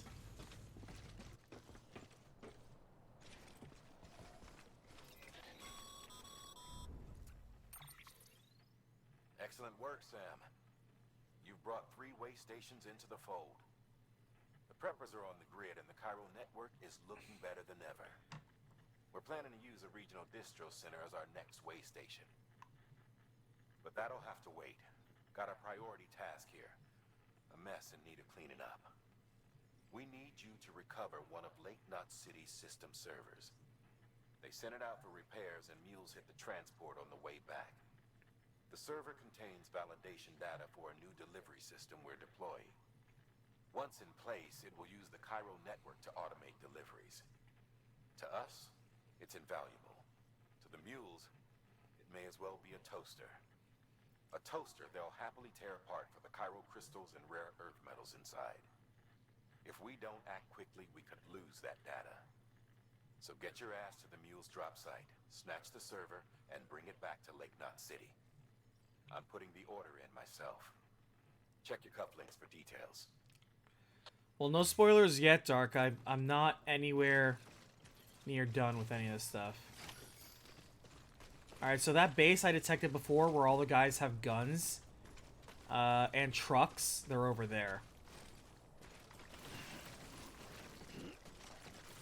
Weapons restrictions lifted. That's fine. We're just going to quickly run back to Lake Knot City. We're going to rest. And then we're going to... Whoa, they got trucks moving out here?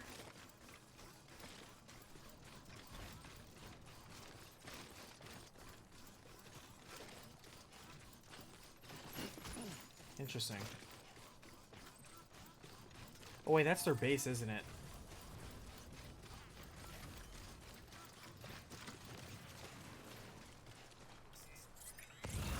Jeez, this is a deep part of the area. Alright, this is really deep water.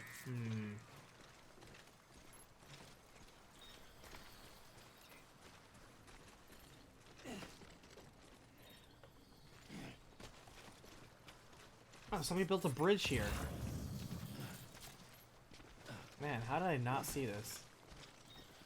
It's a big bridge.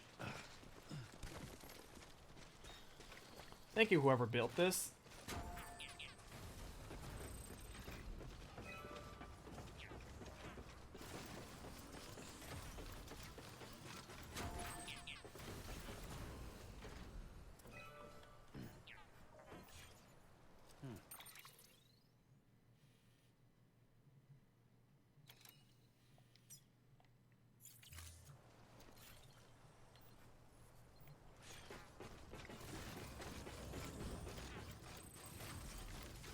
Wait, people are building a highway?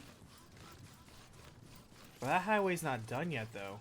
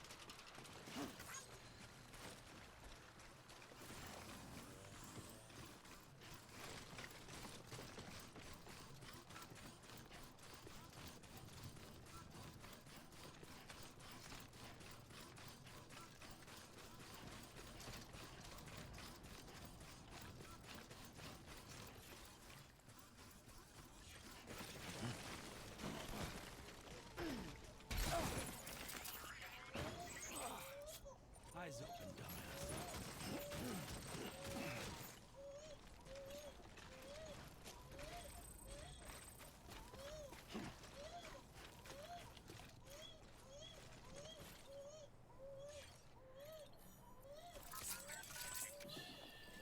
It's okay.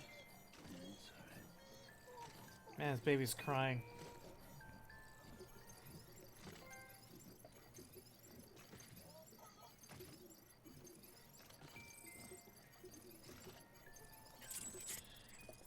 That's right. Just sleep.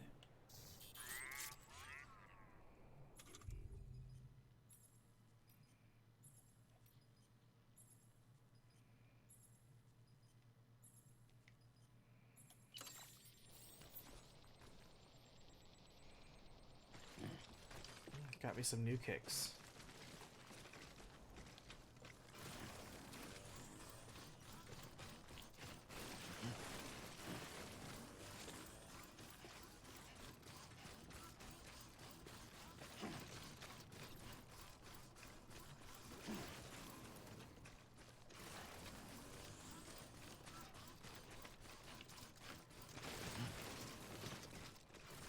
Man, running through rocky areas is so perilous. Who would have guessed?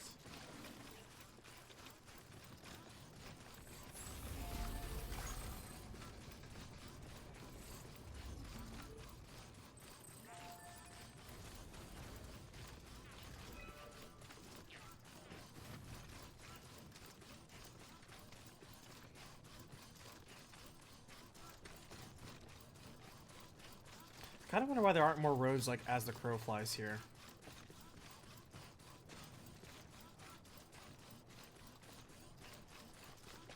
Yeah, but Rebels will always be secondhand, and I think that's because it's cast as garbage, and so when you have more interesting plot lines, substitute that.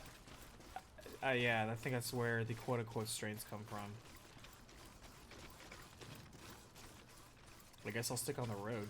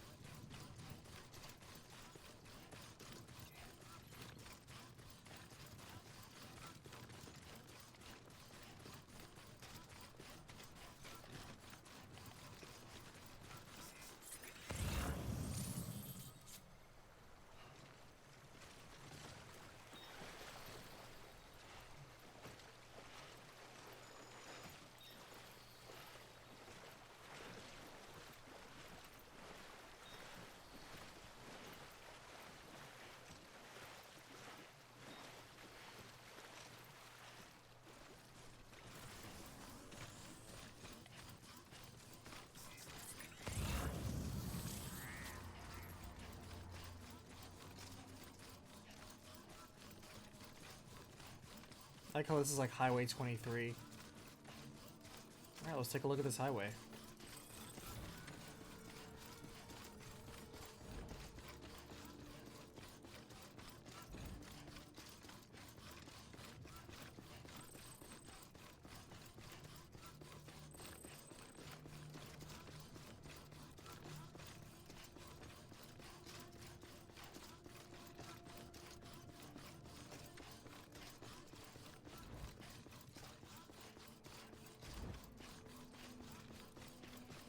This is weird. How did we not come across this road before? That's so weird.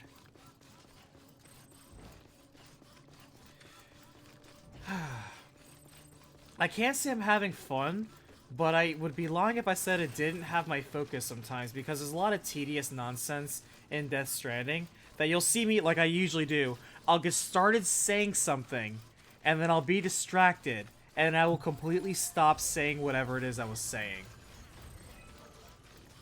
Because the thing that it wants me to do requires me to stay focused. That road wasn't there before. I like how it says there's 63,000 people in this city, and you don't see a single one. Scan. Scanning bridges ID. Verifying ID. Clear. Weapons detected. All welcome to Lake Knot City. Proceed to distribution center.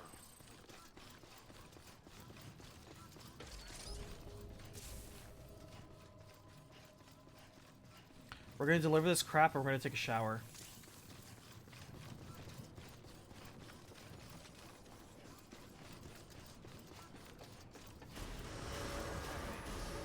All clear. Welcome, Sam Porter Bridges. Like I said, I'd be a terrible podcast person. This is why I can't do podcasts. I can't maintain focus on any one thing long enough. I'm always jumping around. Unless I'm focused on ranting about it, yeah.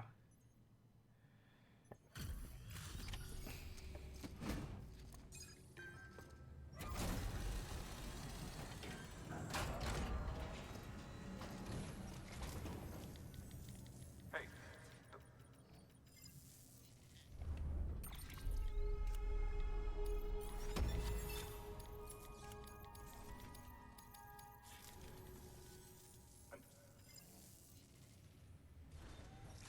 Good work. New order available.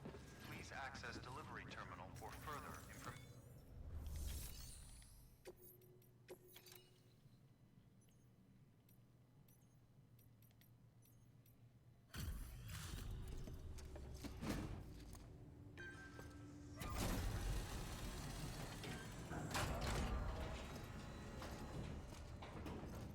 I'm just trying to do everything I can to get through this faster.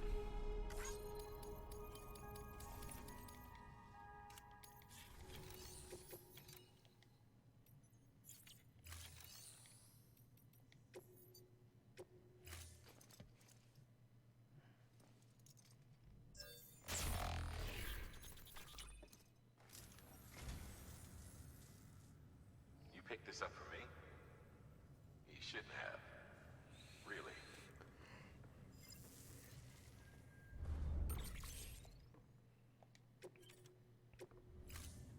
Thank you for your contribution.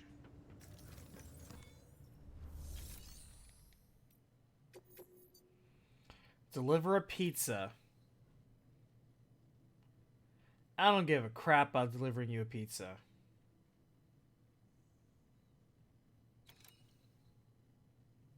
Actually, I can do that because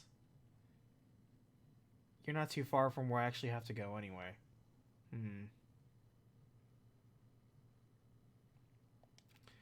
Alright, well, sit tight. I will deliver you a pizza.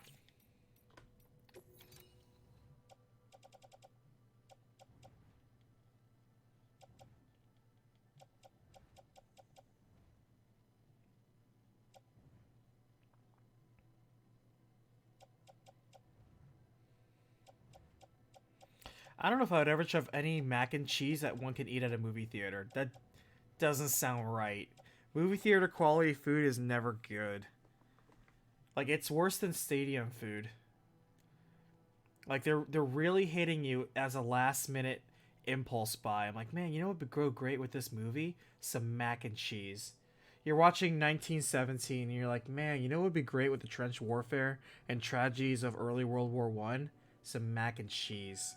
Man, I could go for that. I hit the spot right now. You're watching Cats and you're like, man, you know what would go really well with this post-production patched version of Cats? Some mac and cheese. Some delicious pseudo cheddar cheese just drizzled over noodles. Man, that would go great. And seriously though, I actually do want to see 1917. It looks super good. I hear it's good too. When it comes to like summer and fall movies, I watch so many. I love movie going with friends. But in the fall, when you have all those really dramatic ones that are trying to go for those awards, we'll see.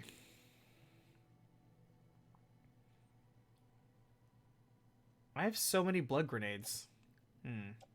I don't need this much.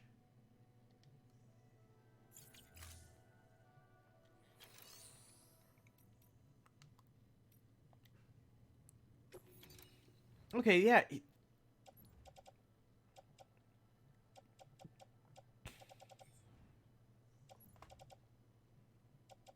I'm gonna deposit this hematic grenade.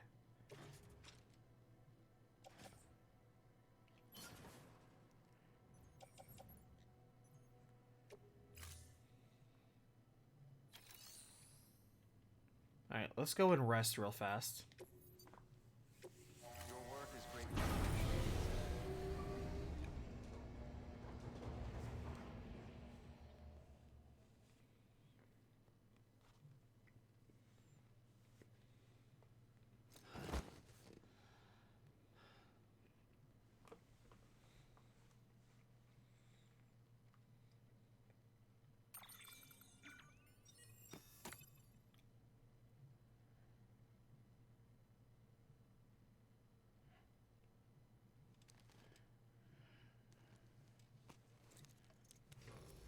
Good morning, Sam.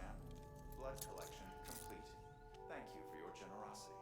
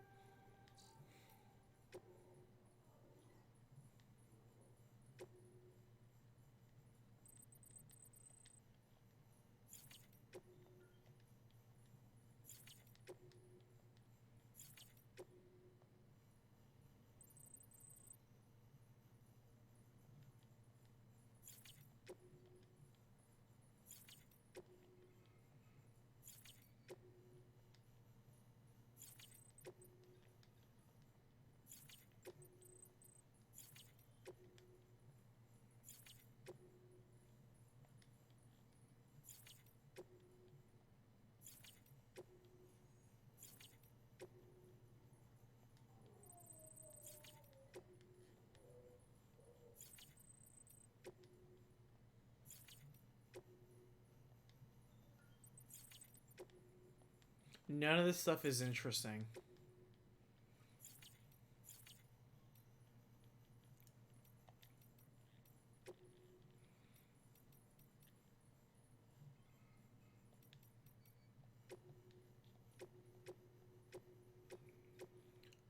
None of this music has been playing at all.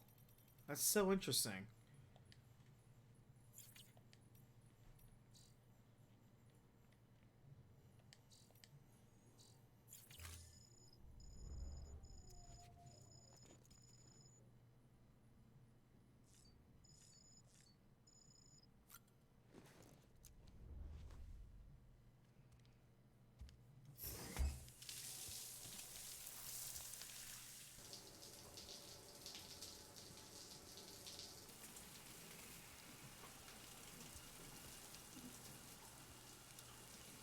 Sam is the master of taking 20-second showers.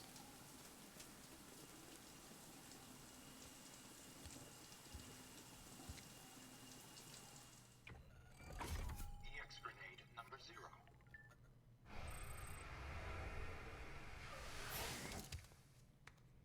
And also the master of getting dressed in literally 2 seconds.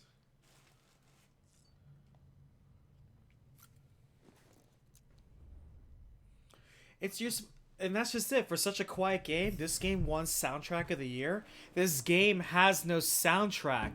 This game has a collection of licensed music that it sometimes plays. How did this game win soundtrack of the year when it doesn't have a soundtrack? I don't understand that. It has a jukebox that works sometimes.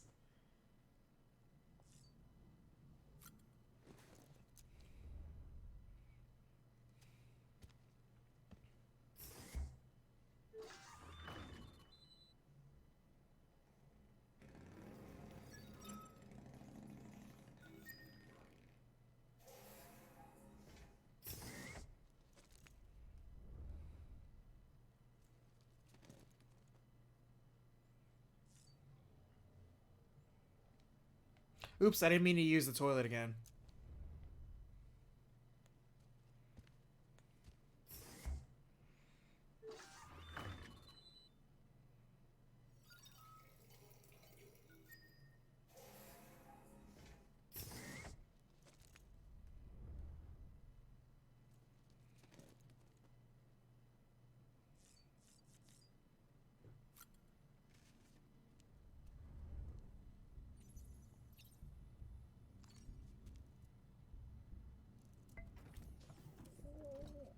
Tired, huh?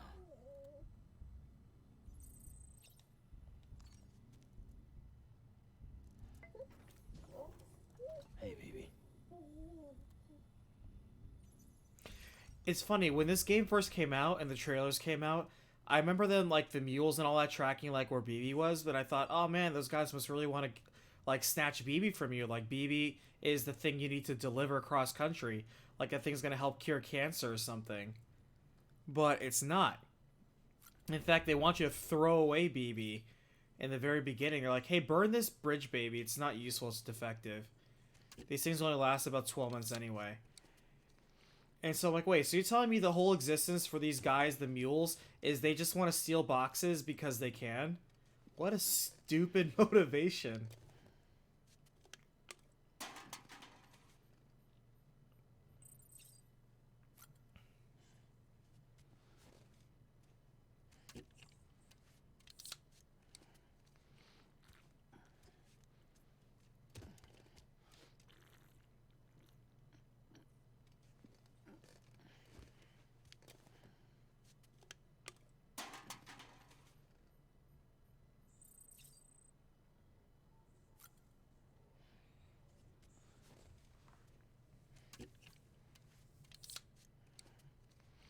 Alright, prepping up on all this monster.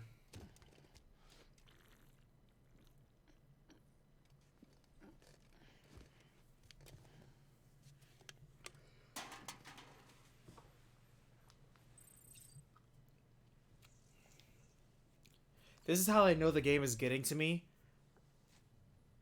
What were you trying to say? Norman Reedus?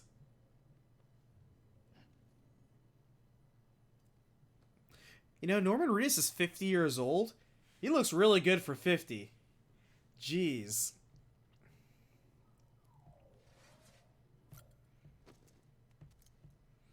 I'm like, I thought this guy was like maybe 40, but nah, he's 50 something. I'm like, man. Looks good.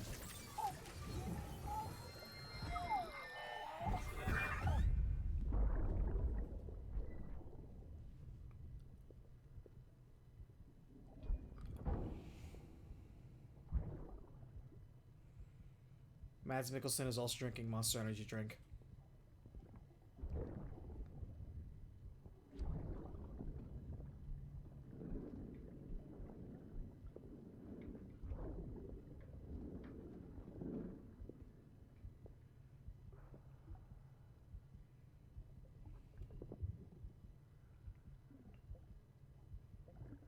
Fuck, idiot.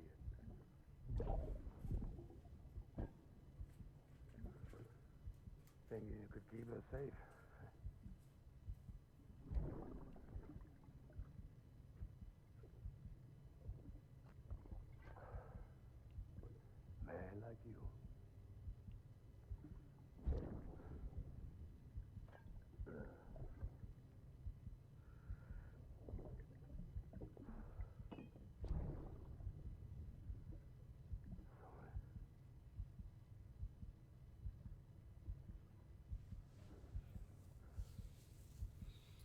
I'm just wondering, it's been 2 hours into the stream already. When are we gonna see something interesting? What the game wanted us to do was to connect those 3 random stations. And now we gotta go to a mule camp and steal a server.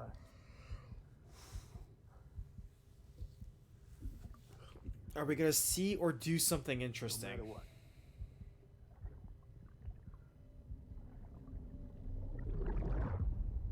I'm waiting for the fun to start in this game. I could be playing Kingdom Hearts Remind DLC. Which people say is actually really tough. And it's endgame stuff. You have to be level 99. I'm like, that's fine. I was level 99 when I ended the game.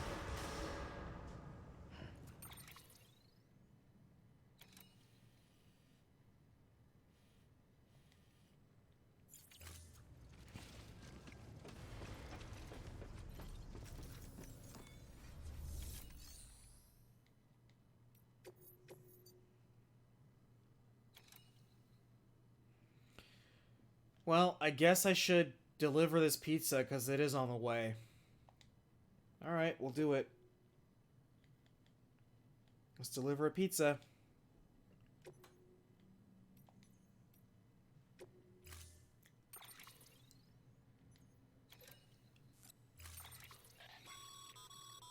Make sure you carry pizzas properly at all times. If you do something stupid, like turn it on its side, you'll ruin it.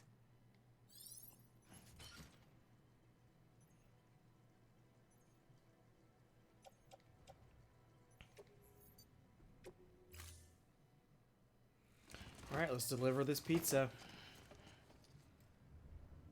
Order assigned.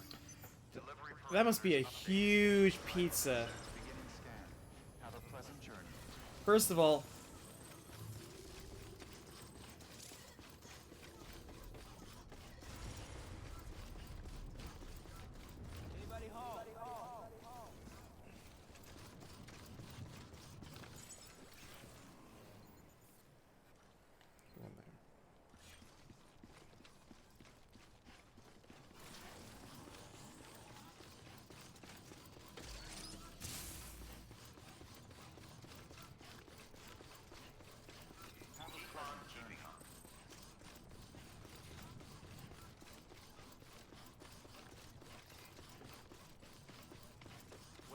Maria, are you working on any interesting projects right now?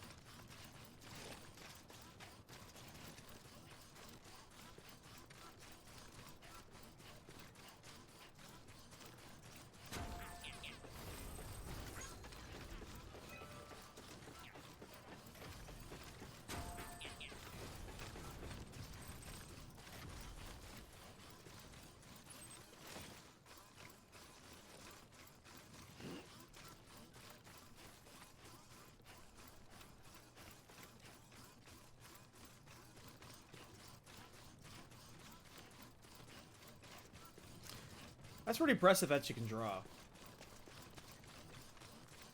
I like that. That's really cool.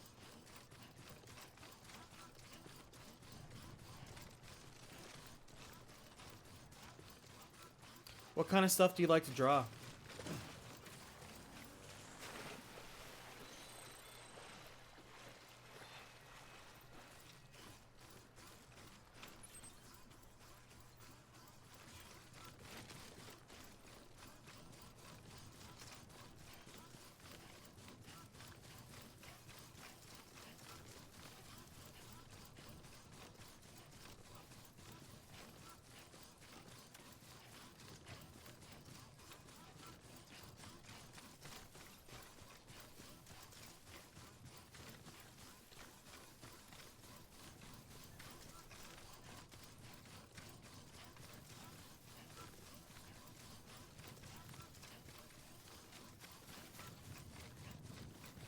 Well, this wasn't that far.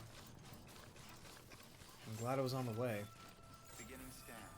Scanning bridges ID. Fragile Express ID verified. Weapons detected. All weapons will be locked until departure.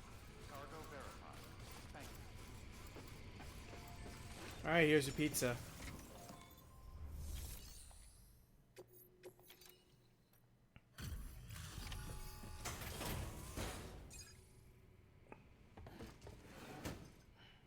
Delivering cargo. Delivery complete. Displaying performance evaluation.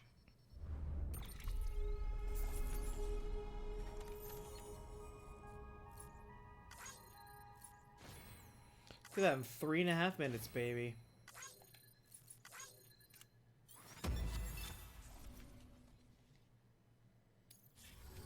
Thank you for your continued support.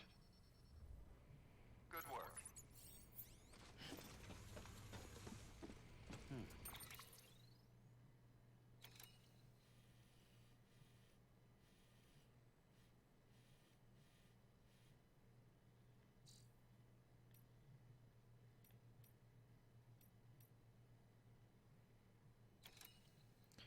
Alright, so you need to go to that camp and bust it up.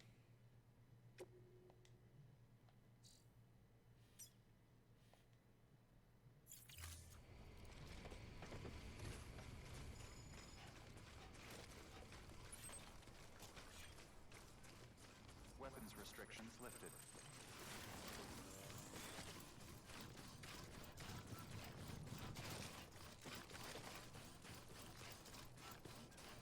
Man, vet assistant. I just had somebody leave my staff because she was still going to college to be a vet assistant, and fortunately found a job doing so, so I was really proud of her.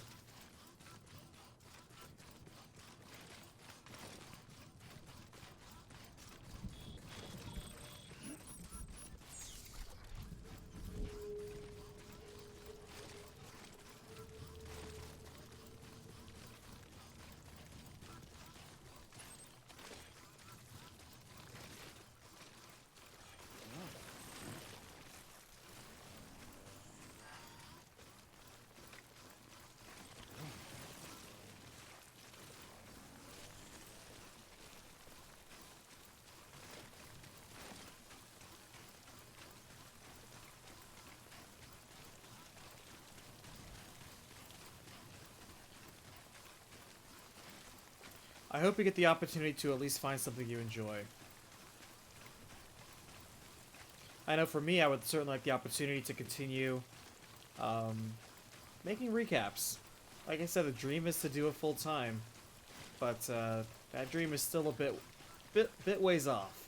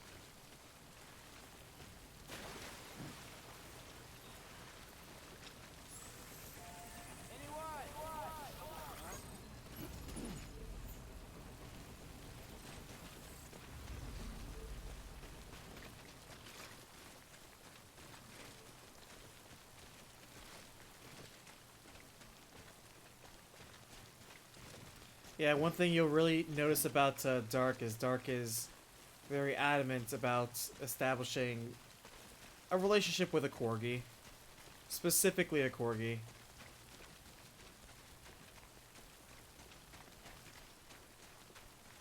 Okay.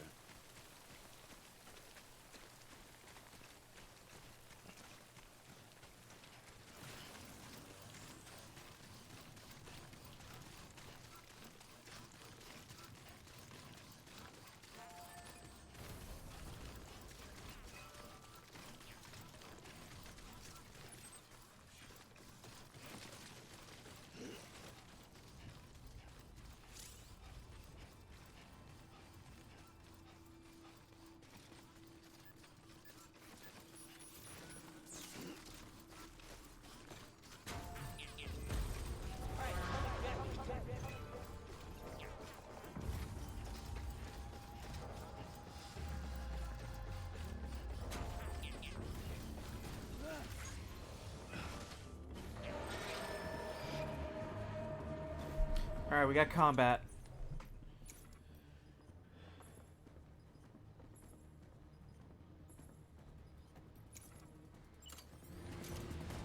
Just one dude, though. Let's go, man. Let's dance. Shit.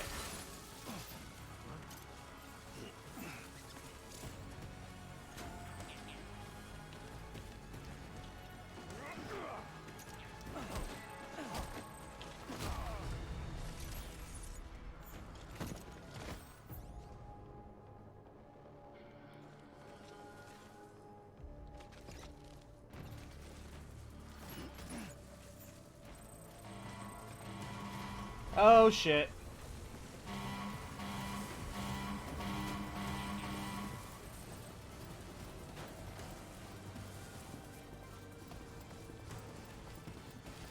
Okay. 5 versus 1. Not a big deal.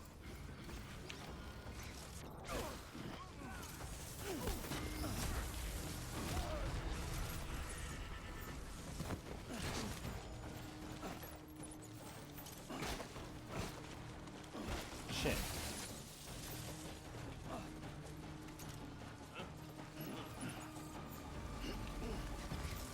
What the hell? I braced that.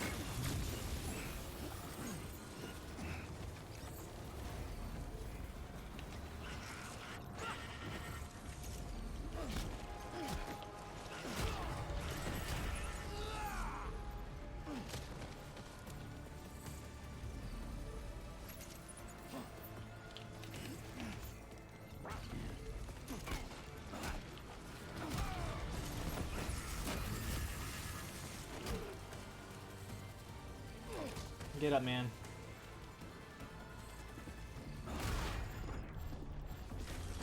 Yeah, you literally just...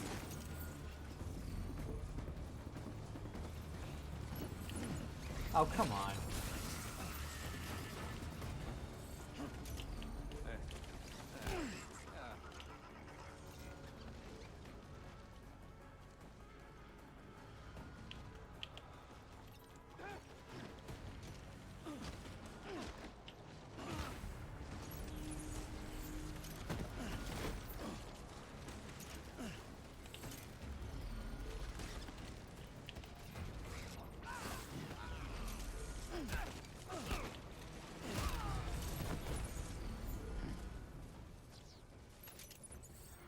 Ooh, a PCC, I want that.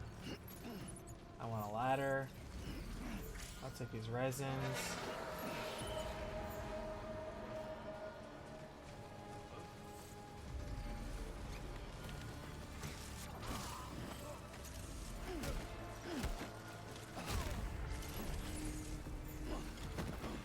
Like, literally, these guys are all chumps.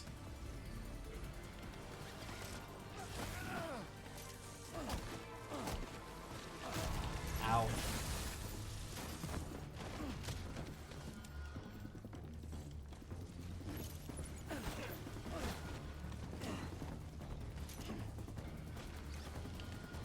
Okay, guy. Okay, guy.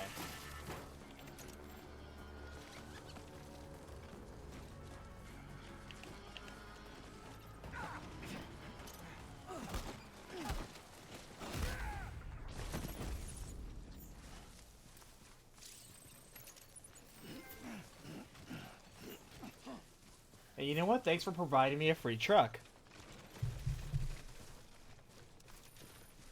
Almost there.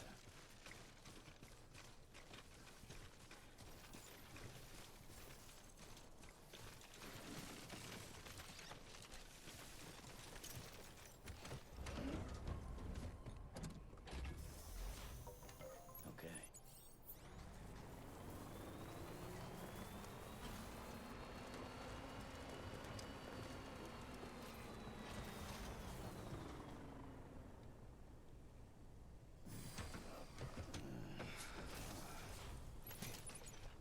Use coupon code ONIBLACKMAGE for 5% off your next subscription.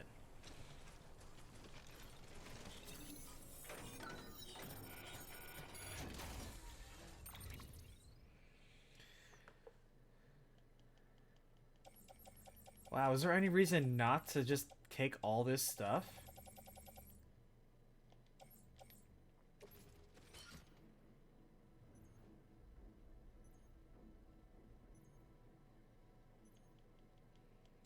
I want the fully loaded bola gun, for sure.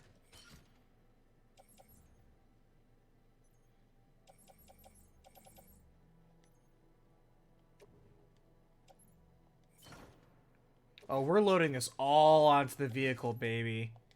Yeah, we're loading this all on... Well, maybe not that. Load on the vehicle.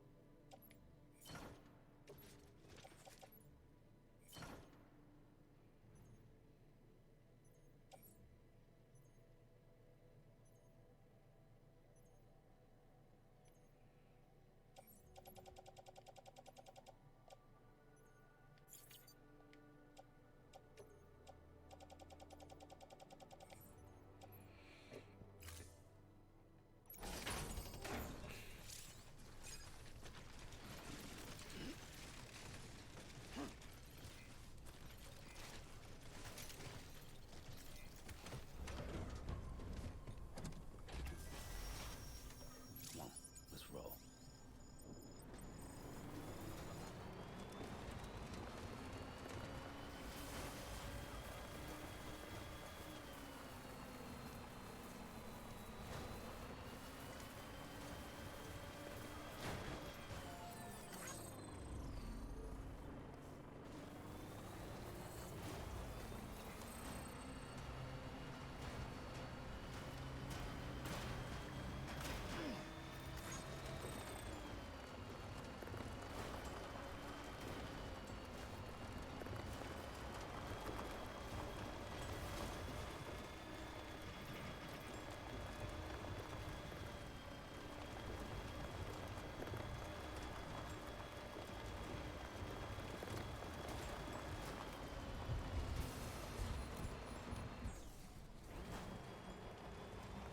Oh, wait, shit.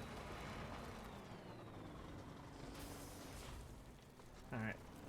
No, I forgot that was a river. And you can't cross rivers in vehicles.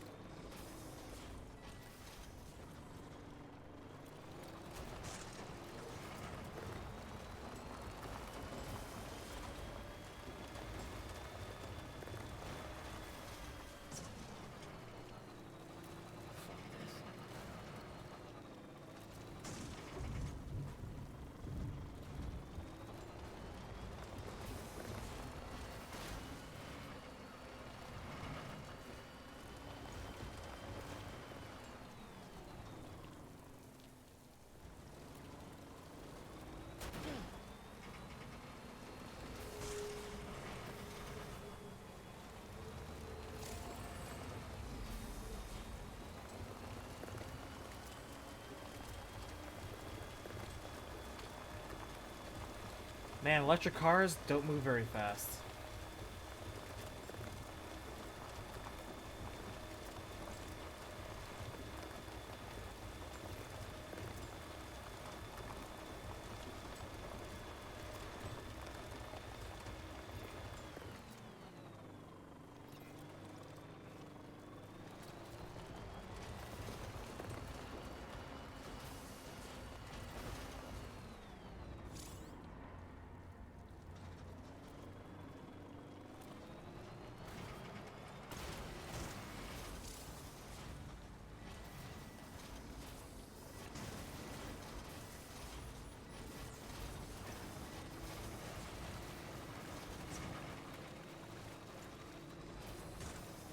Come on, truck.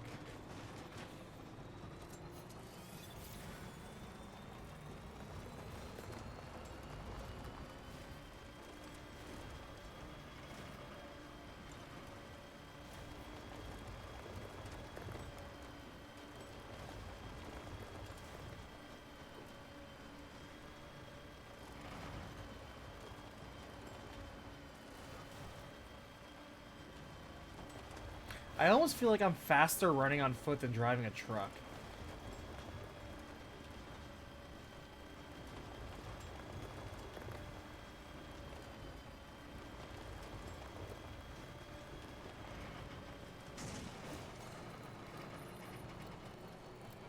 The vehicles in this game suck.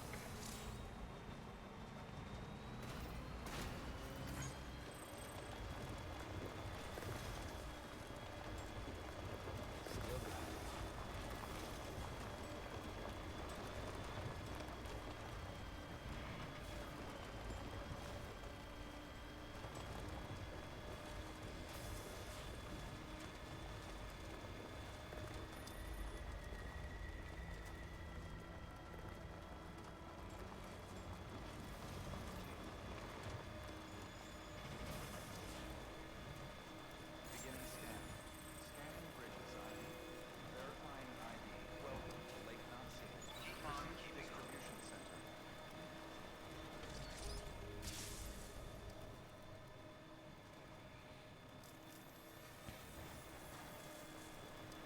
That was actually really easy. You just go. It's like go in a camp. At first, I was like, "Oh no, there's like 20 guys there," and then when you realize they're all a bunch of chumps, it's not so bad.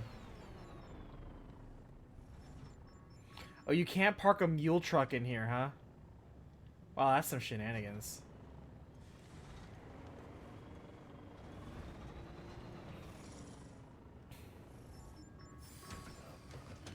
Stretch my legs.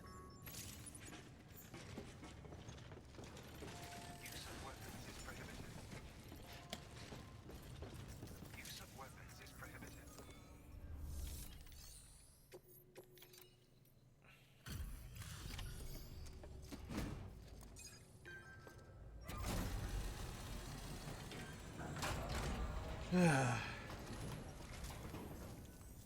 Welcome, welcome. The Herald man said to expect you. Oh. Here, let me have a look. Nice. The server's in. Thank you so.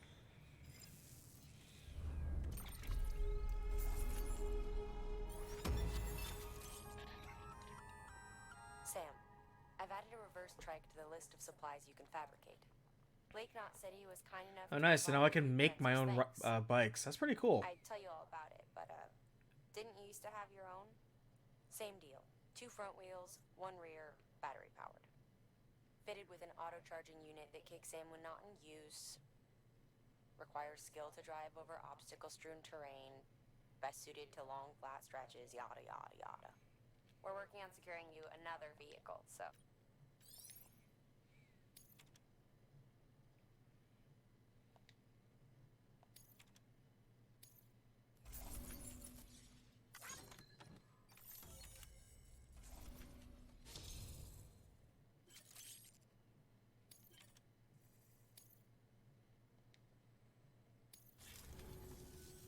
Thanks, Sam. With that data, we can finally move forward with our plans for the new automated delivery You know, what's system. interesting about this I'll tell game, the boys to start testing the bots and I'm right using away. that word very You'll loosely, need to take it to the distro is center that this south game of wants to Lake try to Knot talk City. about rebuilding America, Check the connecting delivery bonds and terminal whenever you're peoples and moving stuff like forward. that. But all anyone also still talks about is, hey, we still need you to deliver crap from point A to point B. That business with Higgs, thought I told you she hates him with a passion. Enemy of my enemy as far as I'm concerned. Don't take my word for it, though. Just ask her. There's and barely judge for even any yourself. compelling story content to keep this going. It's so weird.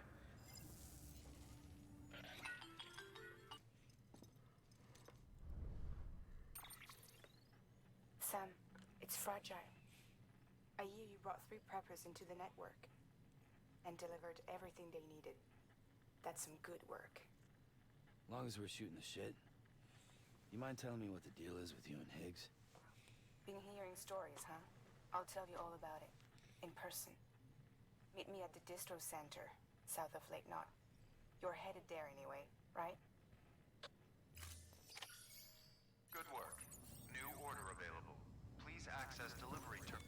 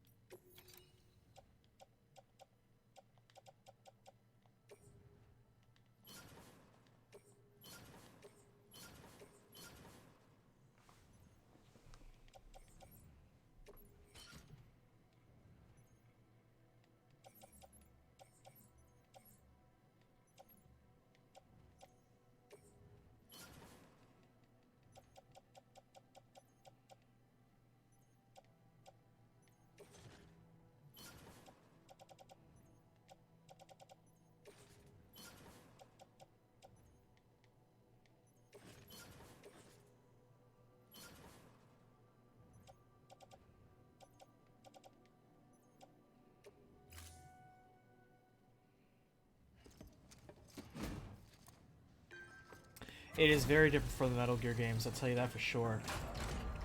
The Metal Gear games, I think, had much better pacing. This game suffers from very poor pacing. Thank you for your continued support.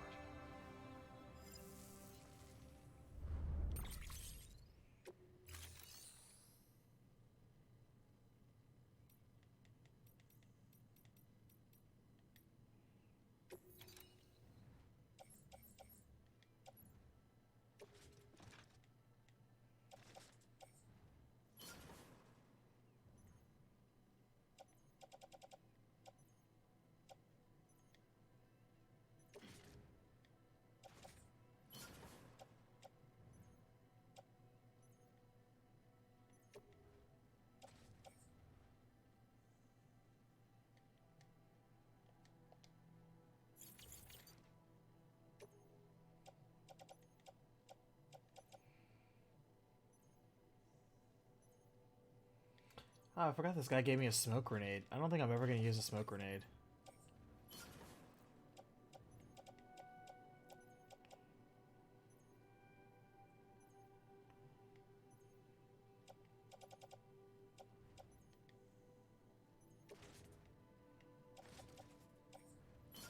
I really hope by placing all this stuff in the private locker, it doesn't disappear.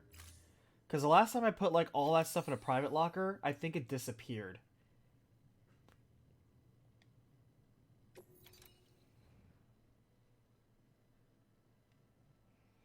Because I hope that doesn't mean that placing in the private locker, it's localized. This locker is not shared. I get the feeling the lockers are not shared. In which case that sucks.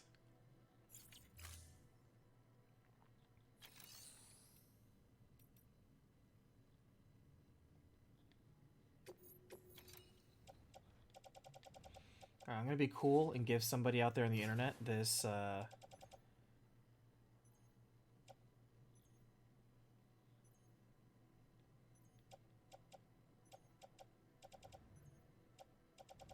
yeah, ceramics. Let somebody else use it.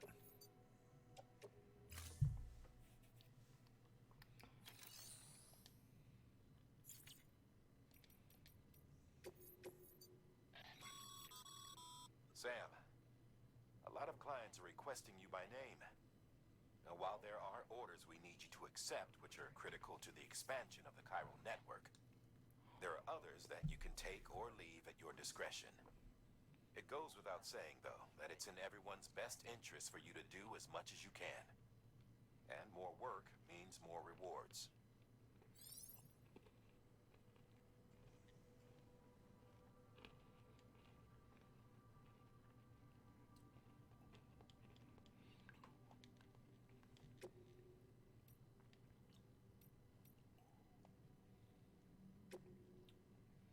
Road reconstruction, huh? What does this need?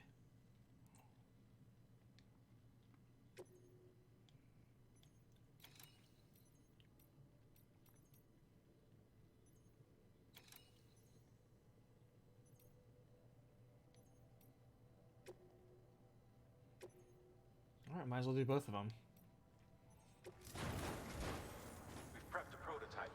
Yep. You'll need to... Whatever. These are... It's a MacGuffin. Yep. Be careful. Nobody cares.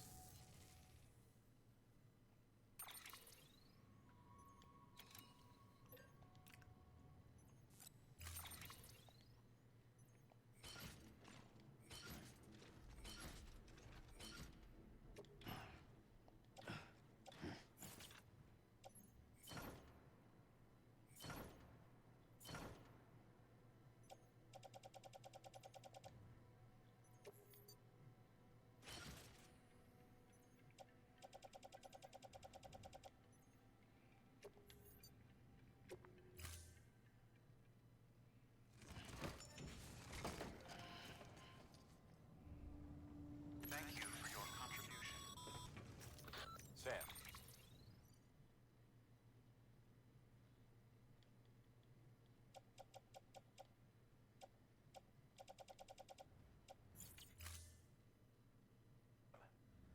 If you're gonna build new road, you need to get to the paver first.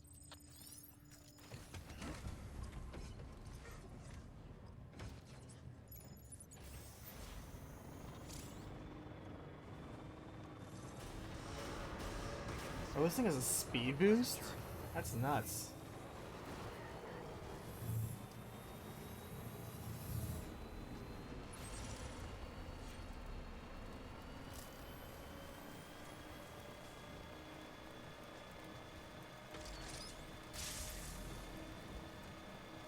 So what did we accomplish today? We beat up like 20 guys and stole their truck. We delivered a pizza. Weapons restrictions lifted. Sam, looks like you're coming up on that auto paver. Get it going and you'll have yourself a road in no time flat.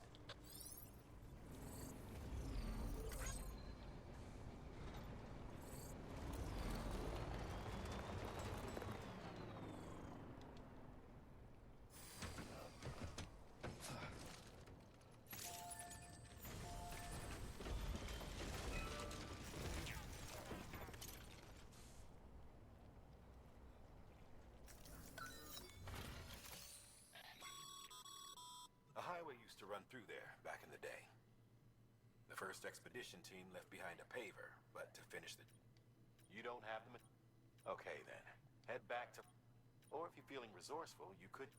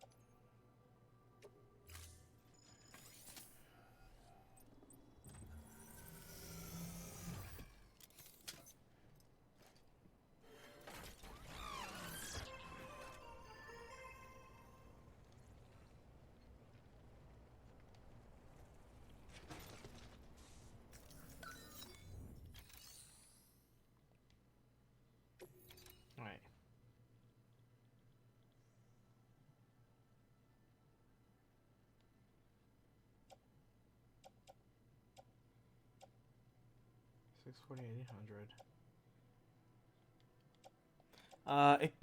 Sorry. How's it going, Animaster? No, I can't say this as, this has incidentally improved itself for that.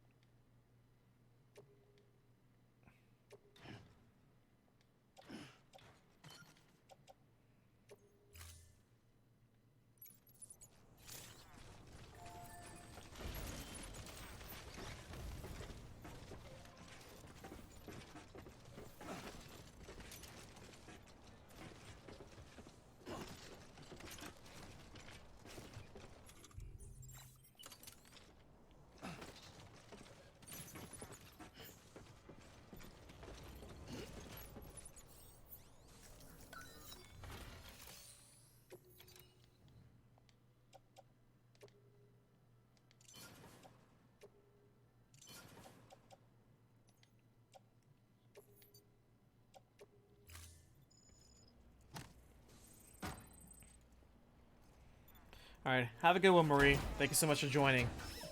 Always a pleasure to have you along.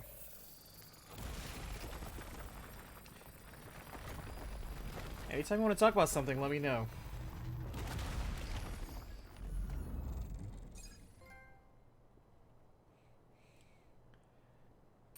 I think we played 15, maybe 16 hours of this game so far. I hope this game gets better too. So here's what we've done so far, Nanomaster. We've beaten up 20 guys, threw poop at a ghost, stole a guy's truck, and delivered a pizza. And we just recently built a road. Great job, Sam. That road is a sight to behold. This is only the beginning. Creating a transport network that spans the continent is key to our future. That's why it's important that you...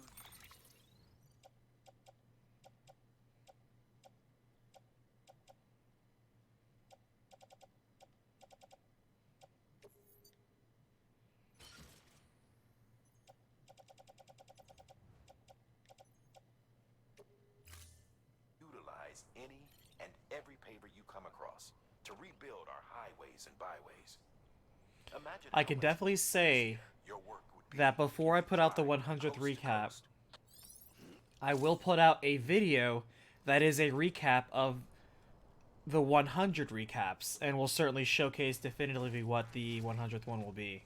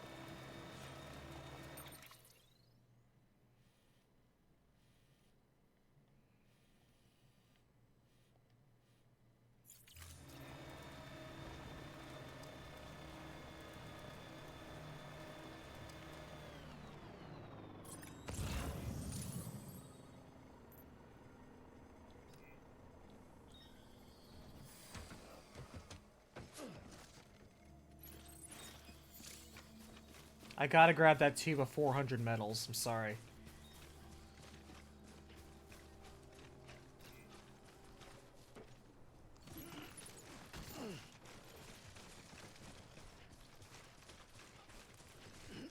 I'm gonna put it in the truck.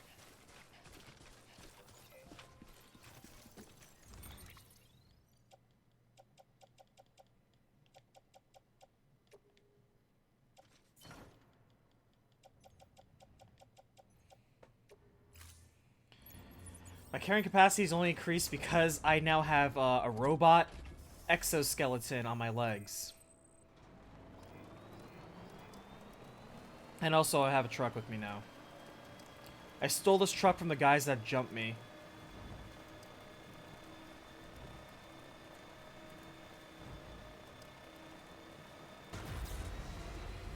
This truck is not very fast. But it's not like it's raining right now, so whatever. Oh, never mind. Speak of the devil, it's raining right now.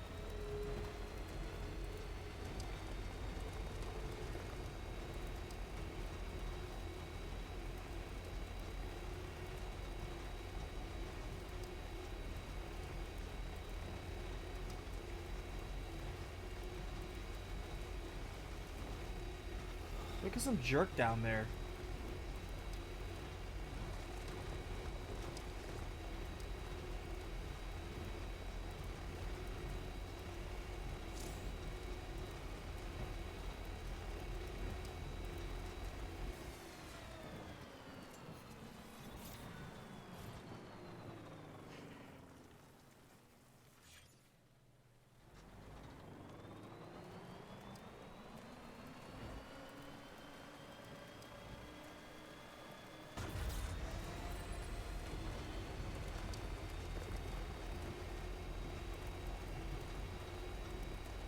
I'm trying to stay focused and just do the stuff that gets me to the end of the game. Everything else is a distraction. Also, it's kind of weird because, wow, interesting, running out of road. Wonder if anyone's watching.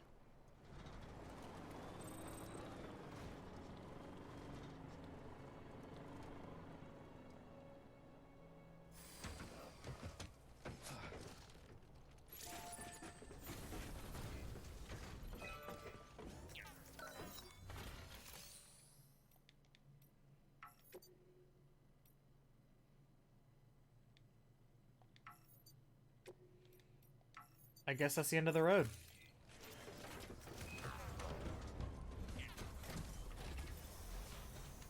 Right on.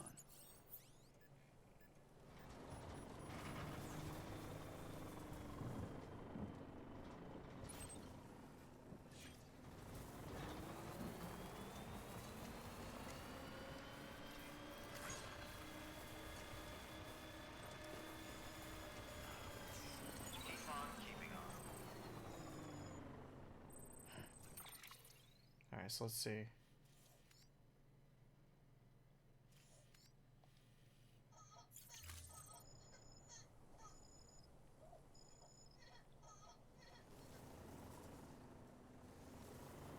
This guy's bridge goes that way. I don't know if that's necessarily advantageous. I feel it's better to stay on this side of the road.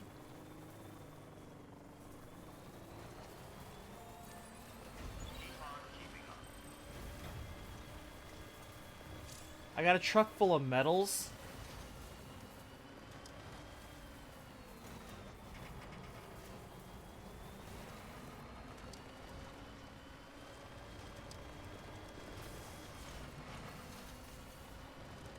And so I'm hoping that's enough to build some crap.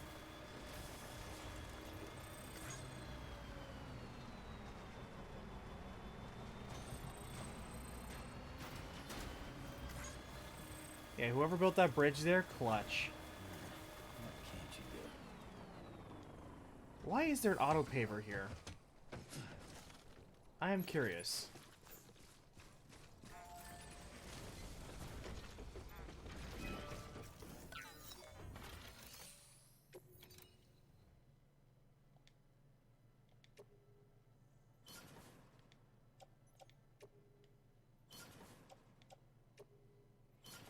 Oh, damn.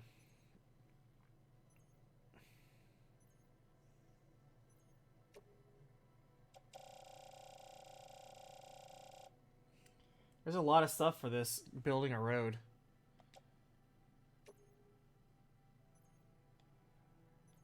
But you know what? Why not? I'm literally doing nothing else with this material.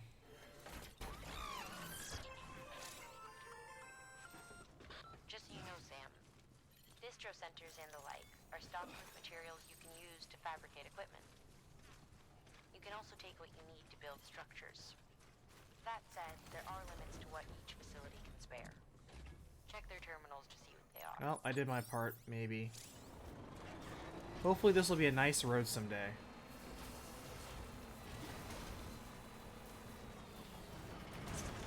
Truck? Alright.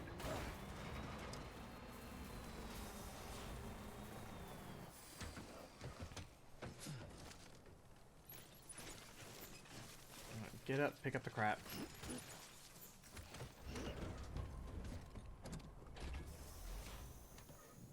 And one thing I can probably compliment this game on, I guarantee I'm gonna have to climb that stupid mountain.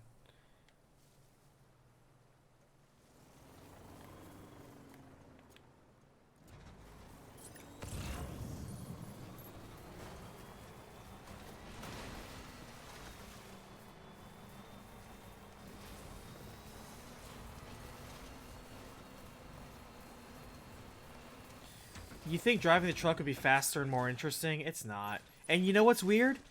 This game still doesn't play any music. This game's dead silence is so weird. Again, it's so remarkably silent for a game that won Soundtrack of the Year. Beginning scan. Scanning bridges ID. Verifying ID. Clear. Weapons detected. All weapons decontaminated. You also can't keep this truck either, by the way. Welcome, Sam Border Bridges.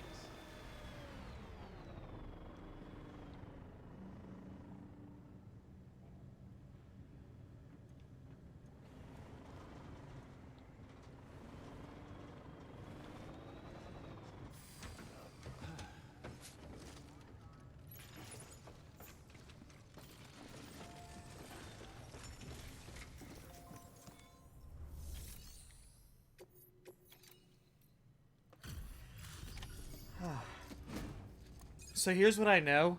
I think this game has 14 episodes, and each episode feels like it takes 4 hours. But it's not 4 interesting hours. Nobody of any of these none of these holograms say anything interesting, by the way. They're all skippable. They're all like, hey, you brought me the package you were expected to bring. Let me check it out. Wow, this sure is a box of things. Great job. Alright, you're really helping out, man. Thank you.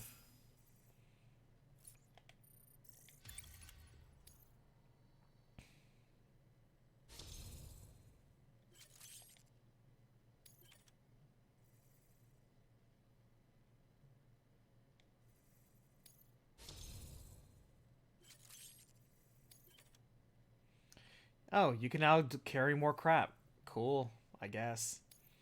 So I'm doing well on most of these things except delivery time. How does one get better delivery time? These bots aren't designed to operate. Would you say this game has used its world space effectively? Hard to say. It seems having giant expanses of literally no interesting landmarkless terrain is by design.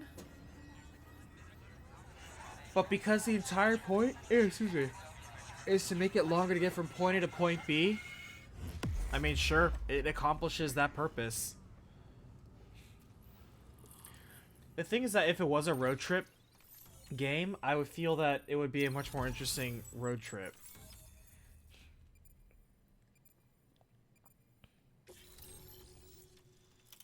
Level 2 boots. Alright, we got ghosts coming up.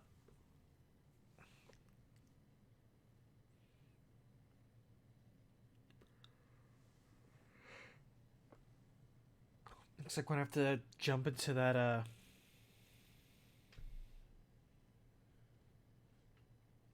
jump through those mountains. And there it is. I'll start prepping. Much obliged, Sam.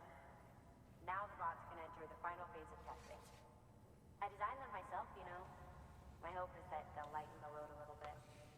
Unlike human porters, if one goes down, it won't cause a void out.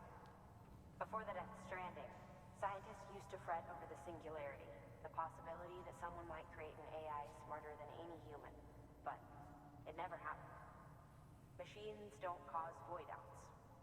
They can't die. They don't have beaches. No matter how far they come, machines will never understand death like we do. And because of that, they'll never truly surpass us. Interesting theory. Terminal. I'll walk you through how to use the bots. And don't worry, I'll keep an eye on things from over here. So now I get delivery drones.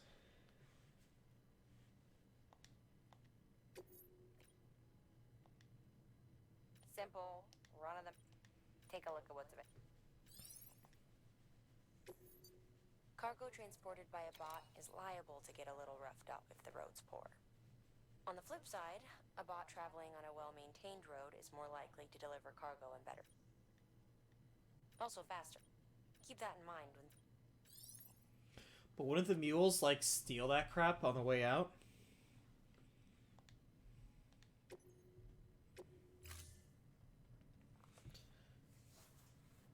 Yeah, Dark, I'm reaching the limit to myself, so I'm not gonna last much longer.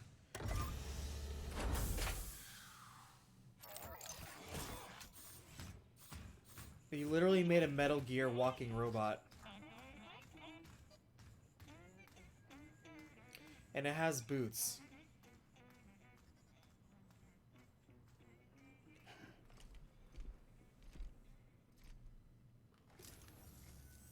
Now we wait for the delivery bot to reach its destination.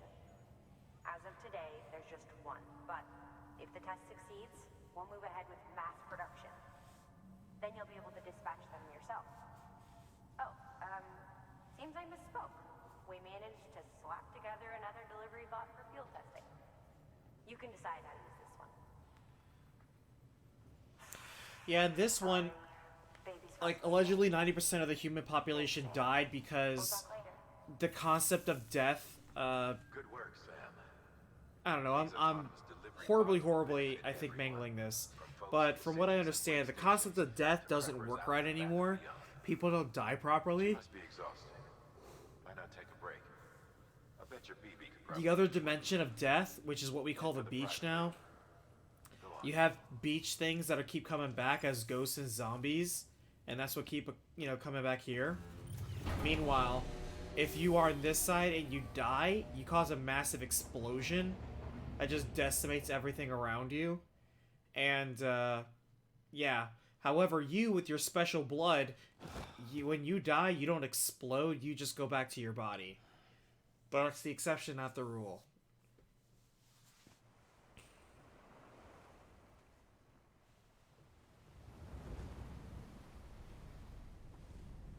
Like this.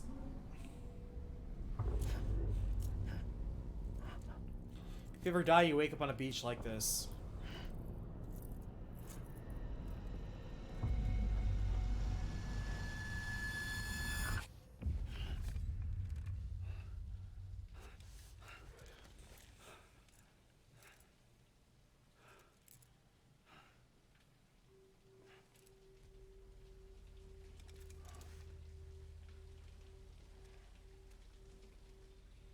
Like how I was like, I'm just gonna go watch somebody take a shower.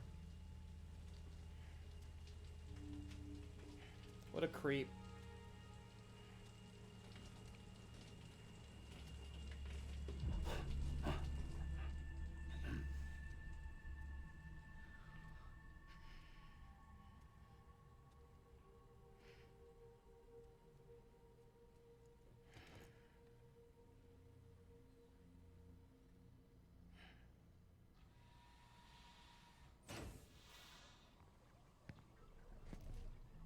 Sorry, didn't mean to startle you. You were sleeping when I dropped by. Thanks for the shower. Right.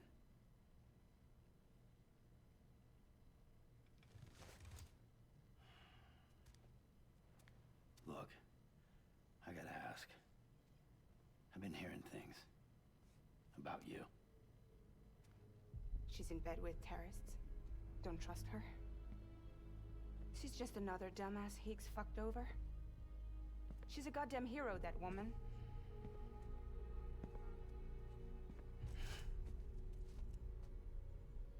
Tell me, Sam, what does America mean to you? Way my dad made it sound, we were something special. The glue that held it all together. I always find it interesting that it's a Japanese developer, a foreign developer, attempting to make a game about defining America. Making deliveries and connecting people. He was sure of it. I really wonder where the motivation on that comes I was from. a wreck after he Because it's died. always interesting to see That's a... when Higgs made his pitch. Together, we can run packages. It's always interesting to see a from sea foreign to Chinese. perspective. Back then, he had a monopoly west of here. We both stood to gain a lot from a partnership.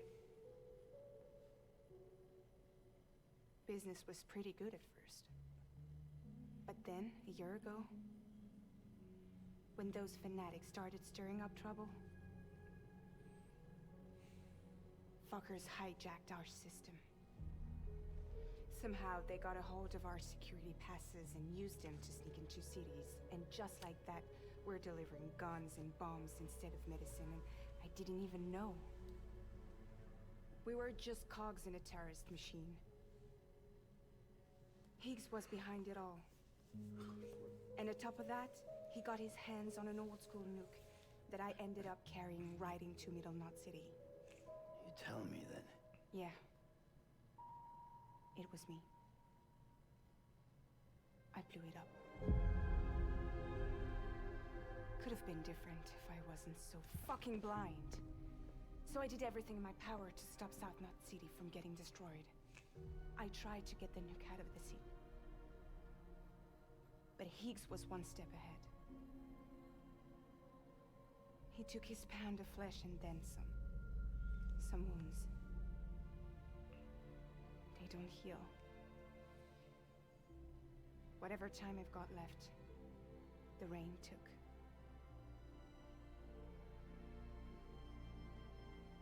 So there you have it. Everything's true. Except for all the Well, lies. yeah. I don't give a damn about bridges or putting America back together. But I'm not about to let Higgs and some terrorists take my father's legacy and shit all over it. I mean, basically UPS the bomb through the mail. I kind of don't have any stakes in that, though. So, trust me Not now? really. You're just an angry UPS person who's mad that I'll somebody be there delivered for a you mail bomb. soon.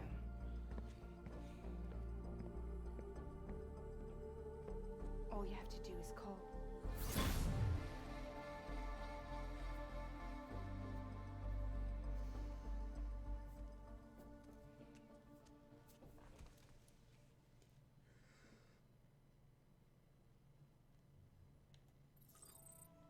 We have a new little model.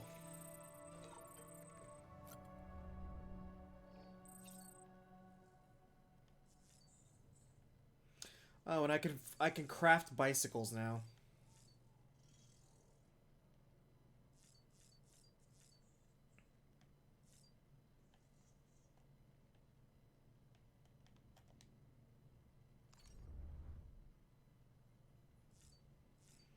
Well, let me use a shower too.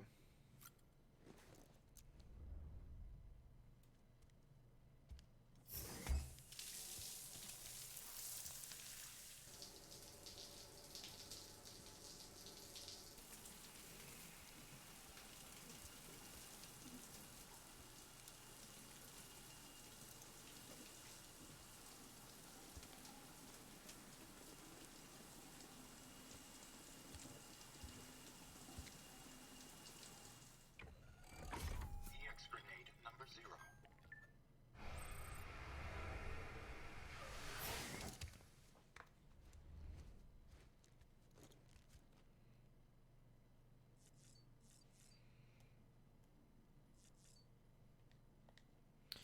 But yeah, like, it's been so long, I feel. I'm like, when does this game start getting good? It's not tutorial anymore.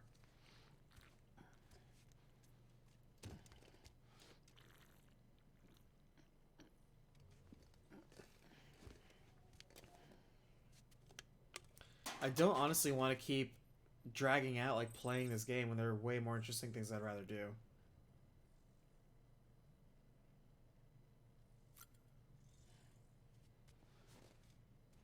That's why I'm trying to keep it focused on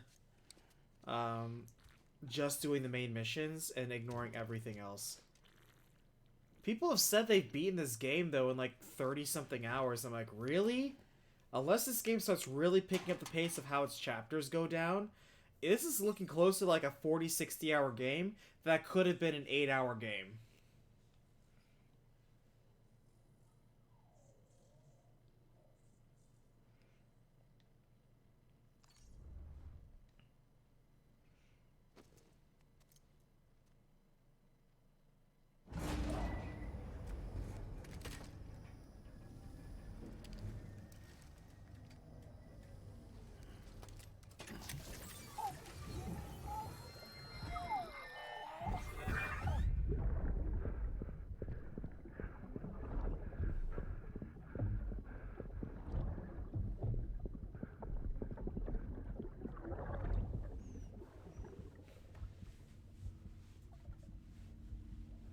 That we're constantly seeing BB's dad, Mads Mikkelsen, do something.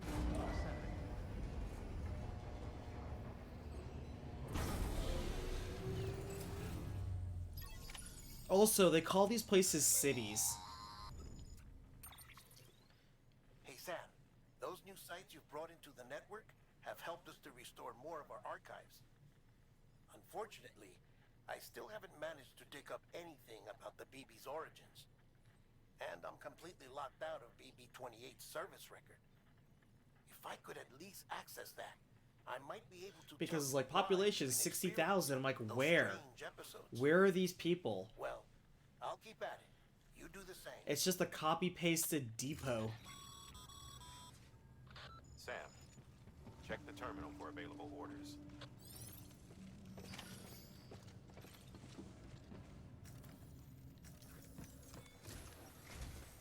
Higgs set Fragile up, huh? Eavesdropping again. It's all in your cuff logs. And with the aid of the Chiral Network, we were able to restore Middle Knot City's regional archives. The records corroborate her story.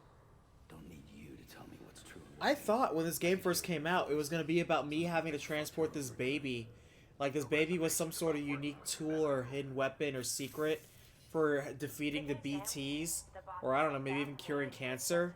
And so that's why the BB itself was the most valuable thing. Thank you with my thanks. But instead, like nobody cares about the BB. One more thing, Sam. A new delivery type has been added to the terminal. Your hard work's getting noticed. Because of that, there's been some talk of offering a premium service. Now, it might seem like a hassle to willingly take on extra restrictions, but if you succeed, you'll boost your rep even But like, more. what does rep even So, matter if in this someone game? asks you to deliver within a time limit, you could counter it by setting the limit even lower, thereby earning yourself a better evaluation if successful. Now, if you're feeling up for a challenge, give it a try. Nope. That's all fluff garbage.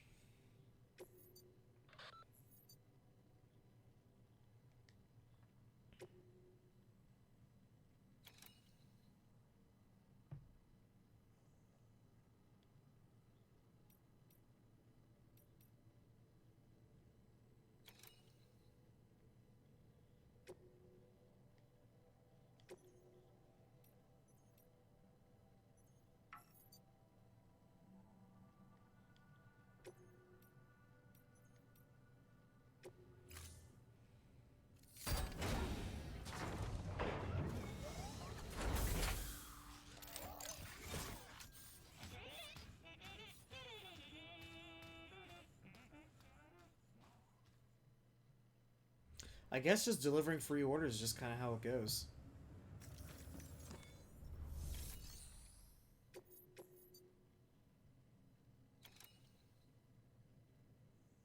A weather station, huh?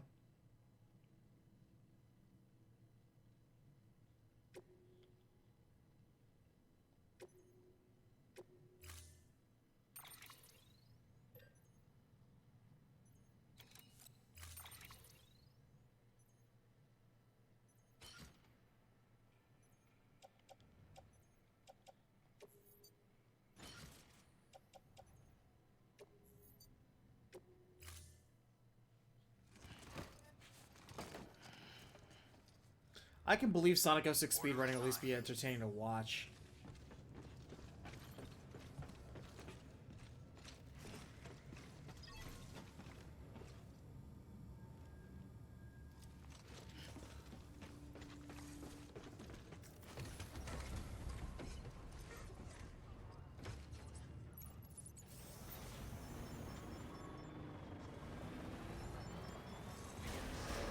Have a pleasant journey. Honestly, that does look pretty funny. Sam, you can now submit up if there's one you...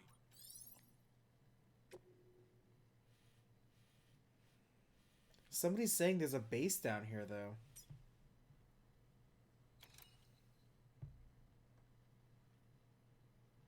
Online safe house. That's super out of the way, though. Well, actually, it's not. In fact, it's right on the way. Interesting.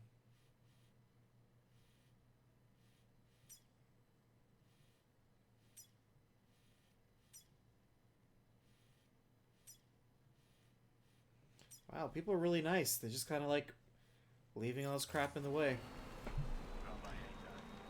I need to stop slouching. Weapons restrictions lifted.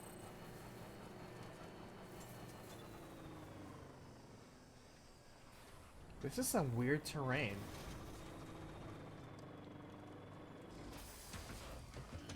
Stretch my legs.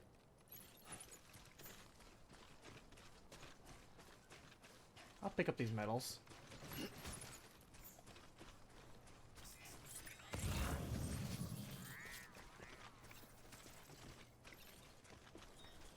It's almost like they don't want me to use a truck. Alright, time to move.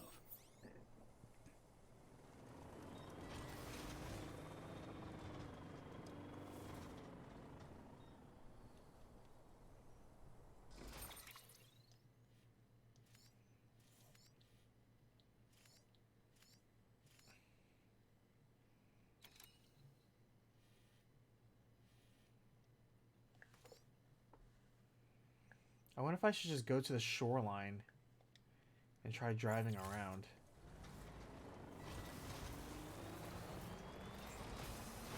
Beginning scan. Scanning bridges ID. Verifying ID. I think we're in Central America right now. Not quite mountain, but getting there. We're right before mountain, I feel.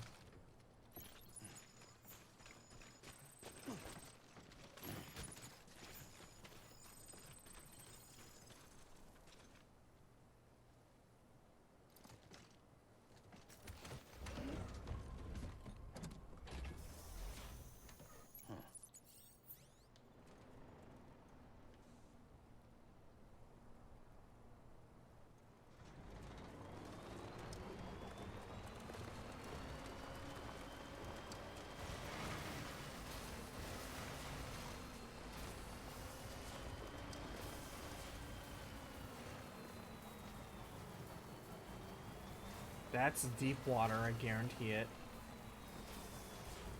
Oof. Oof.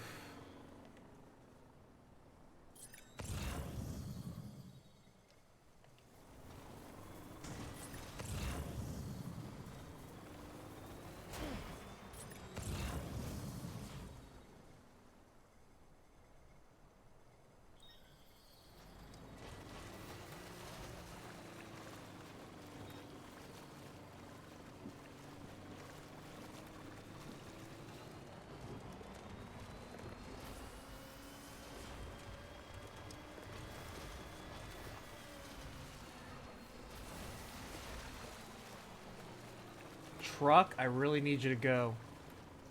Holy crap, truck.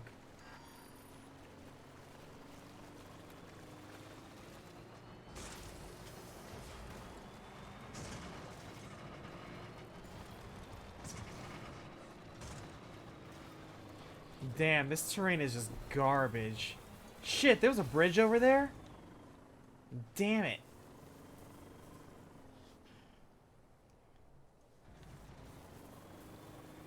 This truck is gonna die here in this water.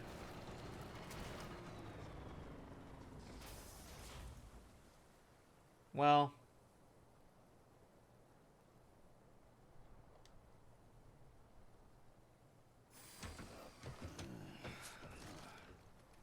There is one thing I think I have. Yeah, I got a PCC. We can build a generator right here.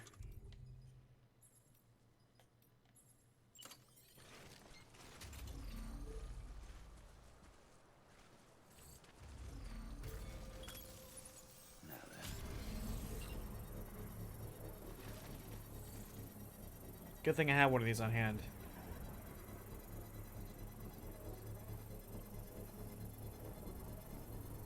Can't this thing work any faster?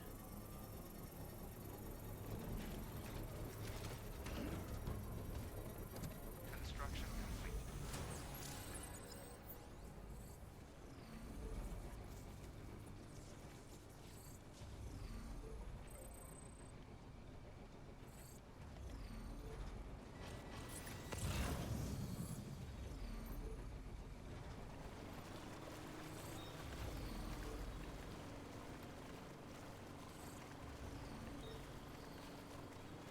That took off just 20% just driving that.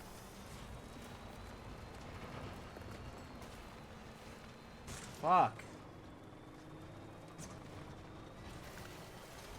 Was there no point in crossing the river then?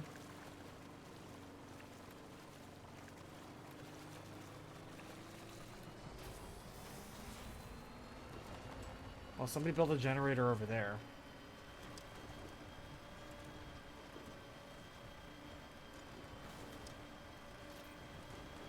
I give a big old like to whoever did this, because thank you so much. They're clearly like, we don't want you to drive your truck here. I get you. But damn it, I'm going to drive this truck as far as I can. Some people clearly have the same idea. Thank you for building this generator.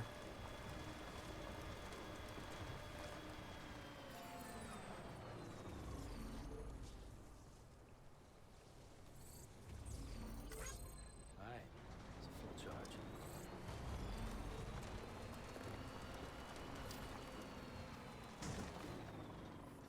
Where the hell am I going? Alright.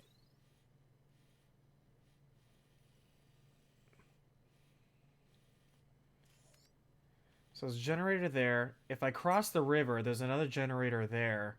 I need to be on this side of the river anyway. So I should go back and cross that bridge, is what I should do.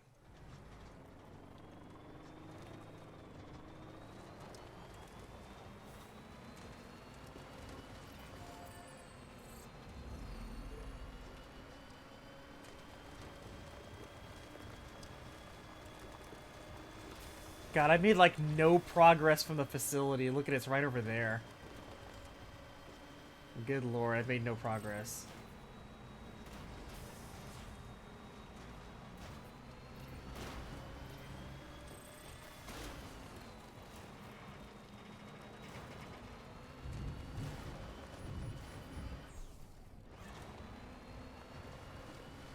That looks like a generator up there. Okay, there you go, Speed Demon.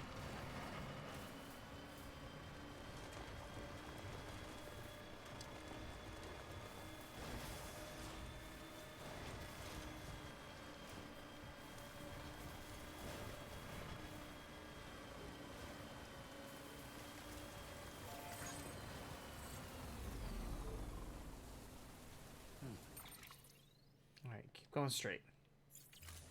Alright, we might be getting into some BT territory. It's getting dark and spooky here.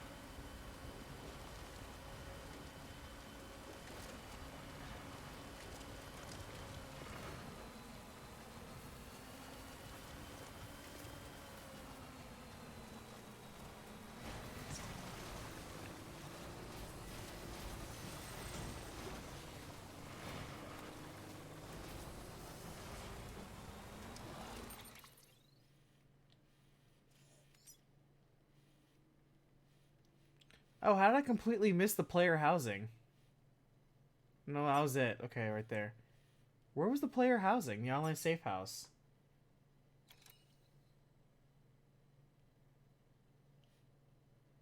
What? Where the heck was that? Is that what that is?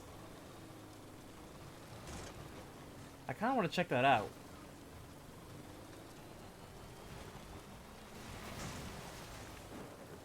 Alright, Dark. See you later.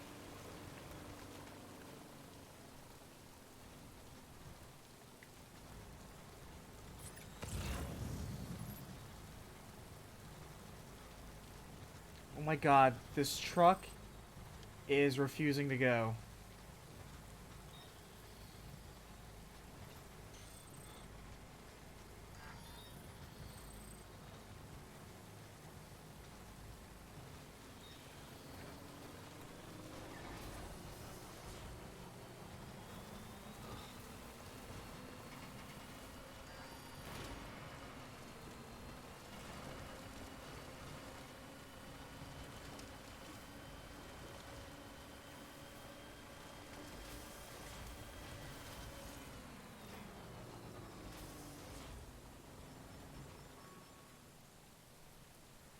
Oh, interesting. Batteries almost dead. Nobody built a generator here? Fine, I'll build a generator here. I'm gonna make it to this next objective, then I'm calling it a night.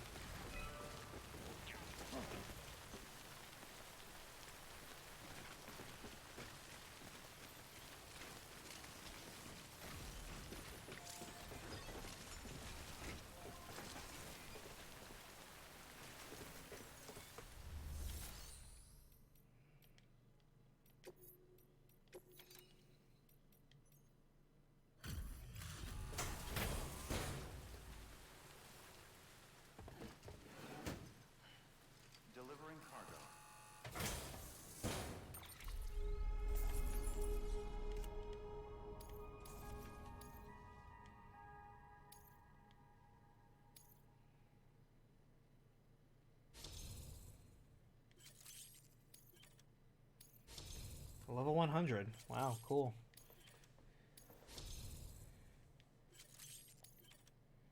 Oh, cool, because that one road I built, like 3,000 people liked it, so I just gained like 40 levels because of it. Well, that's cool. I'm not gonna lie, a little bit of dopamine was from that. I just got a little bit of dopamine there. I'm like, oh, somebody else appreciated that road I liked. I guess.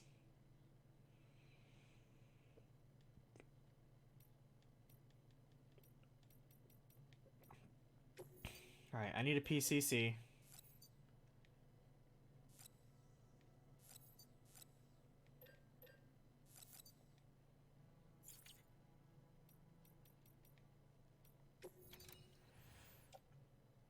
Shit. It's exactly what I thought. Damn it. Private lockers are only good for the exact facility they're part of. Damn it.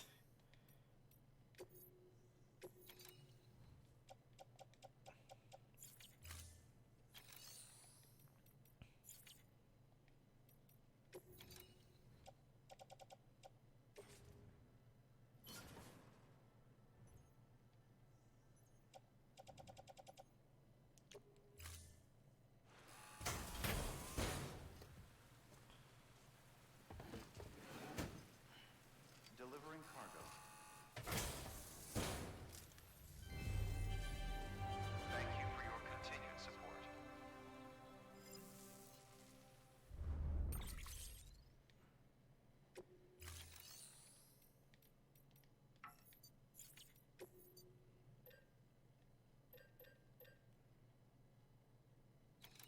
Shit, I need resin.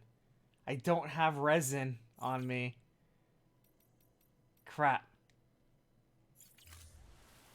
Thank you for your contribution.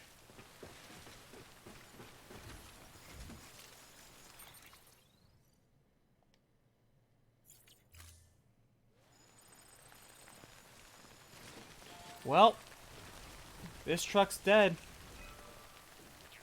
That sucks. Sorry, truck. If only I packed some resin.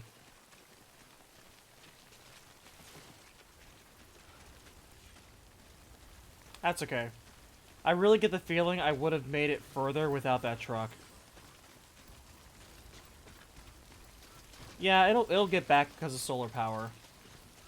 Whenever it stops raining.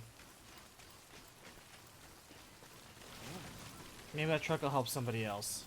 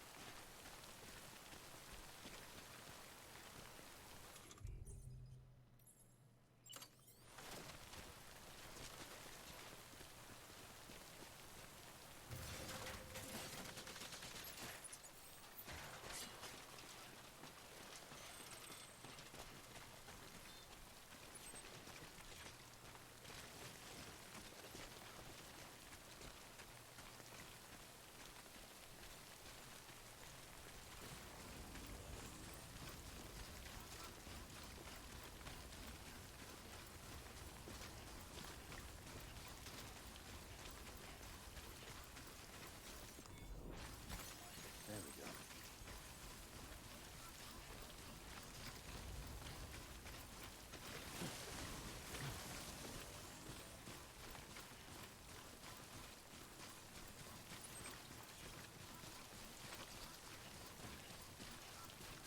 Would have been nice to have the truck, but let's be real. The truck couldn't even handle these hills. The truck could barely handle a road. It was just a stolen truck anyway. It's not like it was my truck.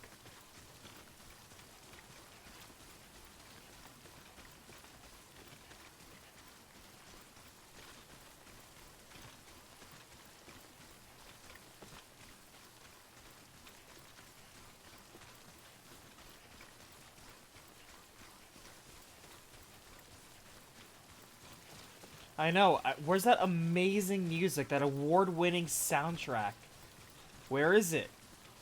I've been playing this game for 3 hours. Over 3 hours. I haven't heard one song. I don't understand why it doesn't play the songs. It's so weird.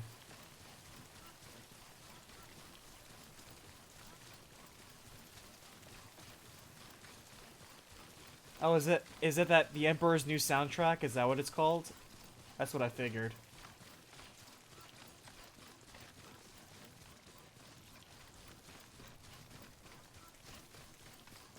You see that mountain? You can go there.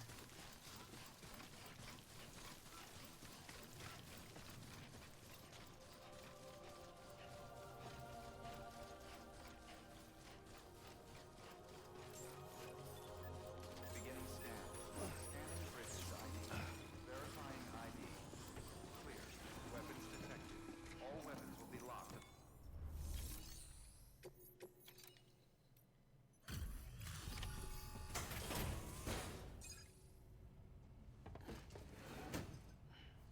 Delivering cargo. Hello, Sam Bridges. We've been... The gauge you brought... Let me... Oh, wonderful. Thank you. They're all the same way. Hey, you must be Sam Bridges. Looks like you got a package for me. Yep, looks good. Alright, thank you so much. God bless. It's like... every single time.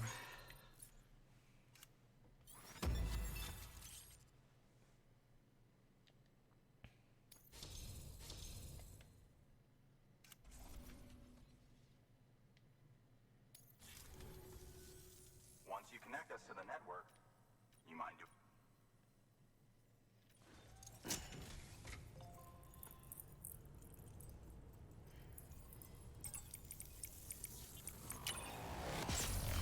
I can't believe I played this game for 3.5 hours tonight, and we are no closer to literally anything.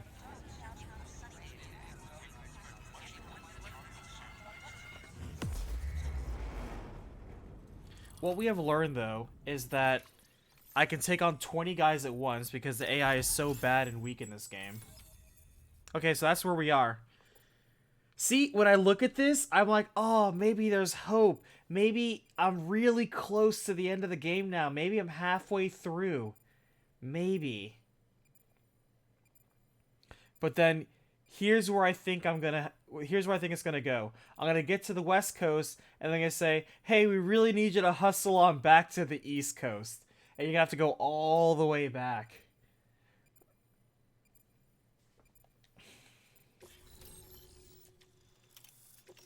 Oh, you can get PCC level 2s now.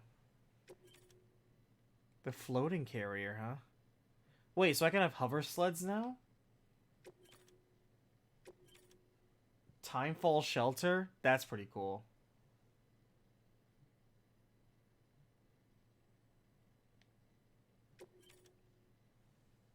Hey, it's a safe house. That's cool.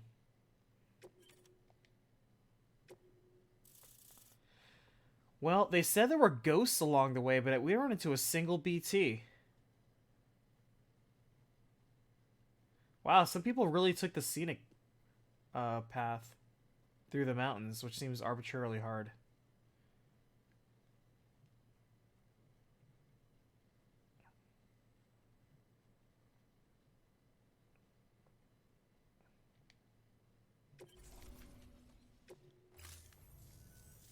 I'm sure they told you, but this weather station was built before the Death Stranding. Unfortunate. So, but you... Now let us... We won't like... Take care. I see you got the weather station back online. Excellent work, Sam. When a region is integrated into the chiral network, it's also brought closer to the beach, in a manner of speaking. There's a significant impact on chiralium levels, and measuring that impact is one of the Cupid's primary functions. The more we know, the more accurately we can determine where to expect timefall and when. Without the chiral network, we'd be left guessing. Oh, and thanks to your latest accomplishment, you can now review the weather forecast via your cufflinks. Check your map. You'll see. Ought to come in handy when you're planning routes. I'll keep an eye on the chiral density from right here in my lab. It's not too far from South Knot City. Keep processing those orders and you'll put that region on the grid soon enough. Good luck, Sam. Good work, Sam. That's one more site on the grid. Keep it up and we'll be finished before you know it. The weather station's forecast should be visible to everyone on the You can access them via your cufflet. Good work. New order available. It's Please still access episode 3, delivery though. terminal for further information.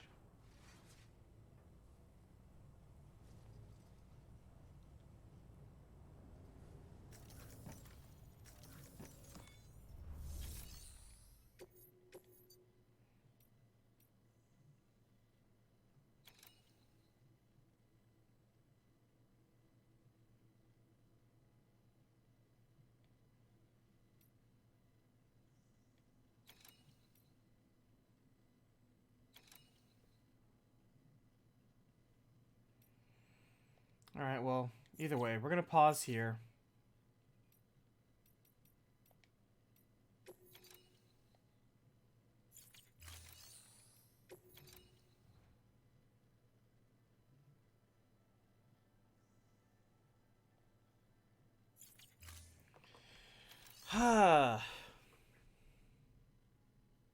You can fast travel to different peoples when you're in a bridges room, which I think I can get with the safe house, which I guess is the only way I can retrieve some of my private locker stuff, because I thought the private locker was a shared resource. It's not. So the last two places, like the first place over the docks where I dumped like 30 blood grenades, and the last place where I dumped so much textiles and crafting material, that's specifically in those two cities. And I'm like, damn, that sucks. Because when you fast travel, I don't think you're allowed to take anything with you, because it says anything you're carrying will be immediately deposited in a locker. I'm like, so you can't fast travel with items. There's no point in storing anything, if I'm understanding right. They really don't want you to hoard anything. They want you to just give all your crap away.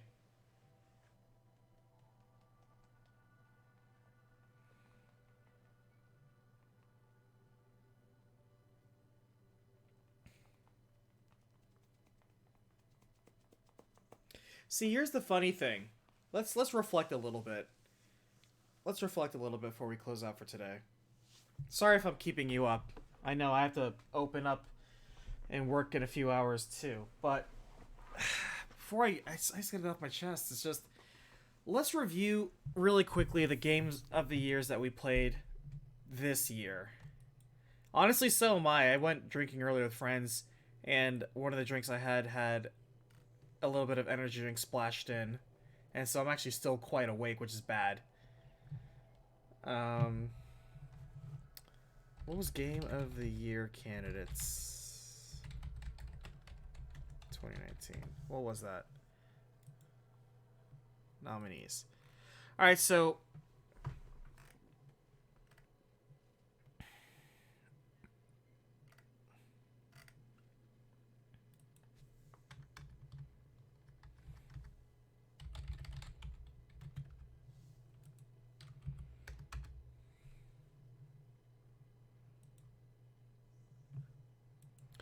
the nominees of the Game of the Year awards. It was down to, yeah, Sekiro, Resident Evil 2, Death Stranding, Control, and Smash Brothers, and Outer Worlds. So Control, really enjoyed that. I know the first DLC came out recently. And Resident Evil 2, loved it. That was my favorite. Then you had Sekiro, which of course I will never love or respect because it doesn't do the same to me. Smash Brothers, which was fun, but because once you beat all the single player stuff and unlock all the characters, unless I really want to do all the challenges or get the spirits, no, not really feeling it.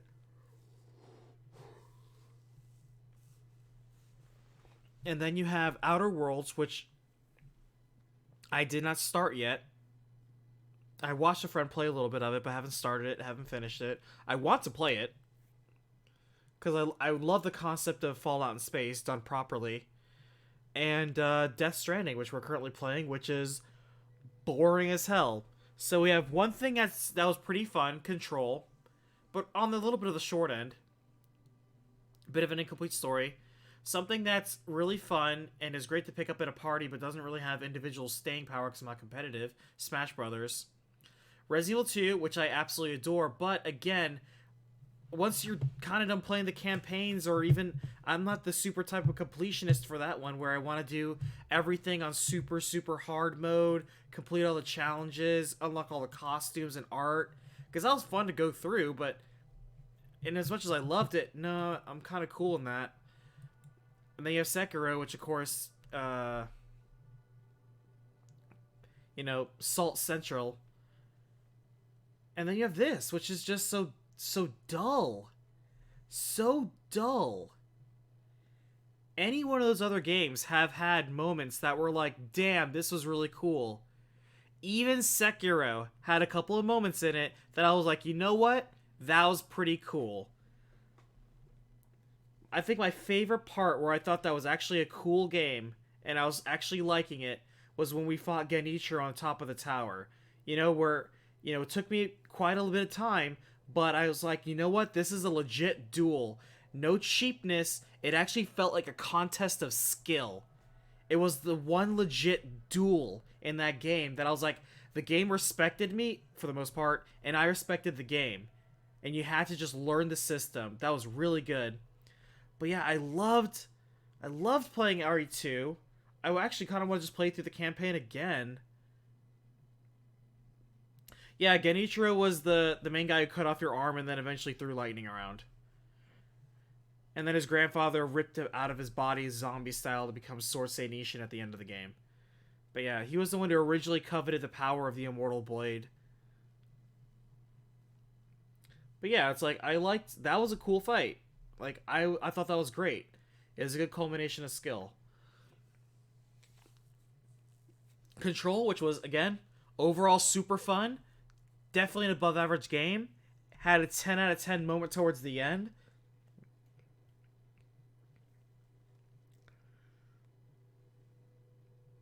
But yeah, it's like, man, you want a soundtrack of the year? I am shocked. Absolutely shocked that Smash Brothers did not win that.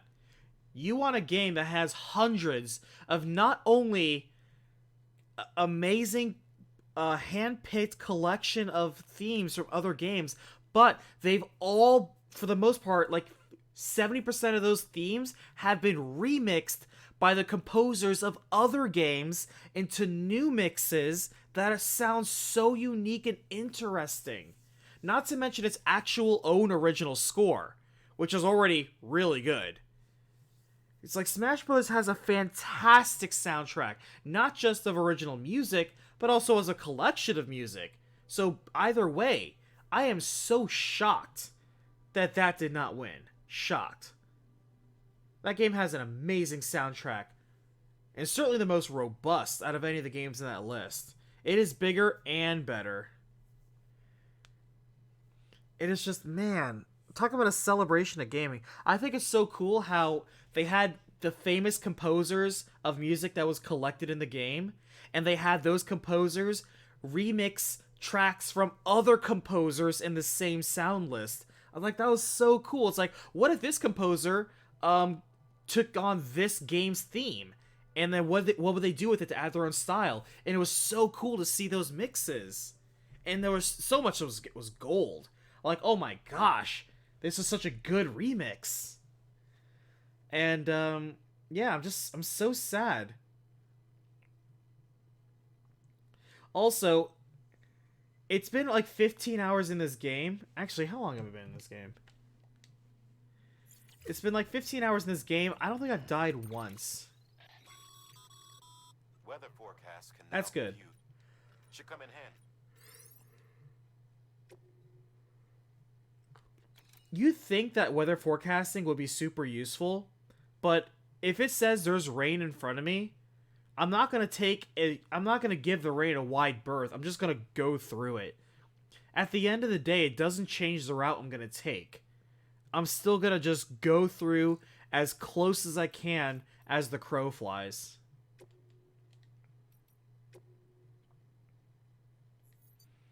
Does this say how long I've been playing this game? Actually, I wonder if I can select audio settings and see how long I can get the... Nope. I was gonna say, like, can I get this game to give me music? Oh, I don't want to do that. I hate the motion sensing on BB. I'd rather let that be a button.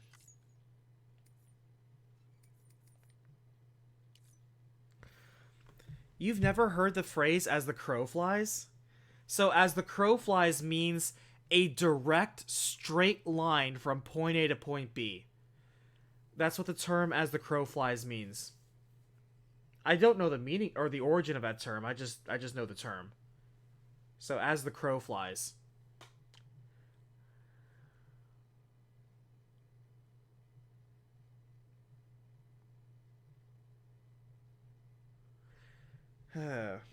Yeah, it looks like my carrying capacity has increased. Now I'm at 280 kilos. I don't know what all the thumbs up are supposed to do. Like, there's no economy in this game for that.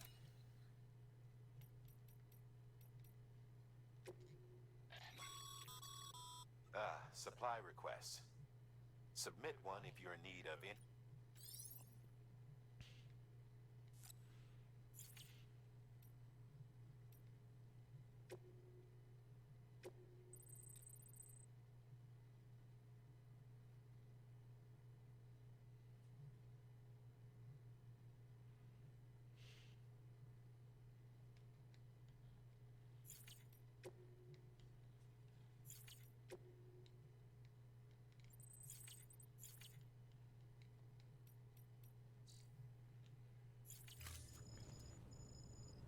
A road you rebuilt was used by someone else. Thanks. Wow. In the last couple things, 7 players have given me over 900 likes. Well, I'm glad I threw down all that material and drove my truck and threw down those materials in that road in the middle of nowhere. I'm really glad it's helping people, I guess. I'm not gonna lie, I actually did feel better. So when I'm in the private room... Man, does my cufflink not play music? That's so weird.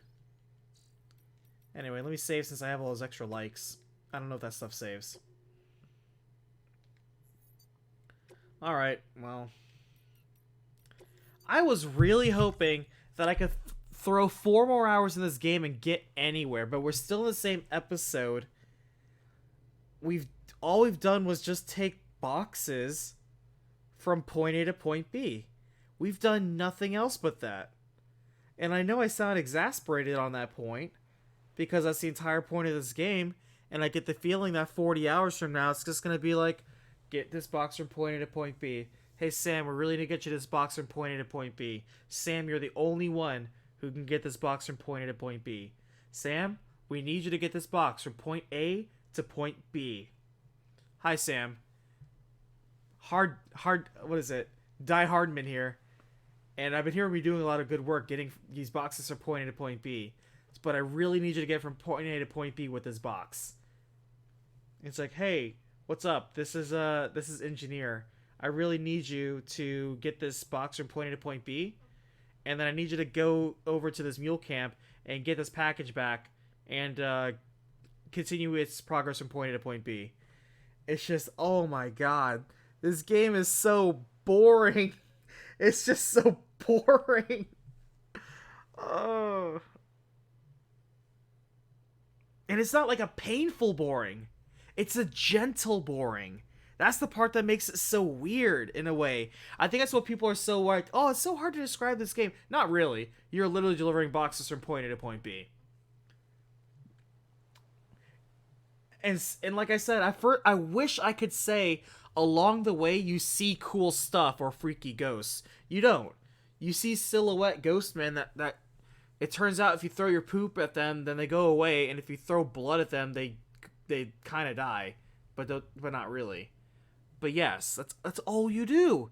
So even when I'm running through an area, and like if I'm running and like the oil thing, I already discovered that earlier. If the oil thing starts coming up under me, just throw a grenade down at your feet, and it'll disappear, and they'll just go away. I'm like, well, cool. Now that threat's gone. And again, at first I was like, I should really stealth through these areas with all these dudes.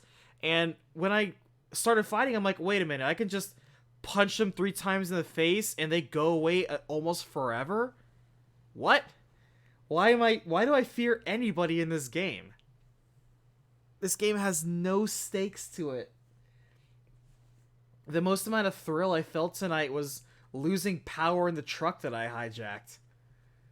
Oh my god. And I have to apologize to the audience, anybody watching or listening this, because, you know, I don't know how I could possibly make this more interesting. I have no idea how I could possibly make this more entertaining.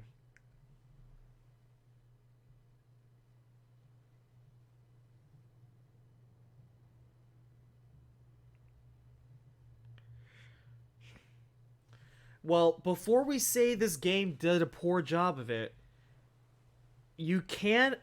I actually can't criticize it. Your ability to get from point A to point B, I haven't had any issues with it.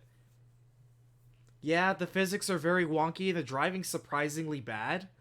But when you're trekking on the road and you're running up and down or throwing a ladder down or climbing a rope, not gonna lie, it gets the job done. It's no more interesting for it. This game certainly does do something new, but I think its pacing problem is so bad. I get that you wanted to have a tale of a man who traverses post-apocalypse America on foot, and you thought there was something thematically cool about that, and maybe there might have been.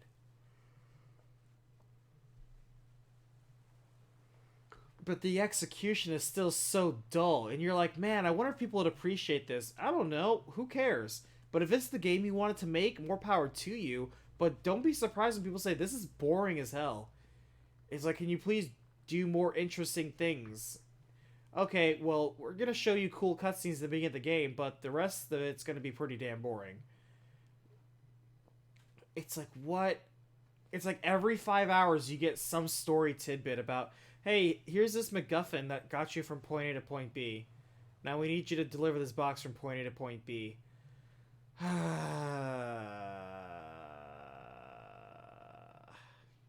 And I want to just be done with it, because I don't want to trash a game.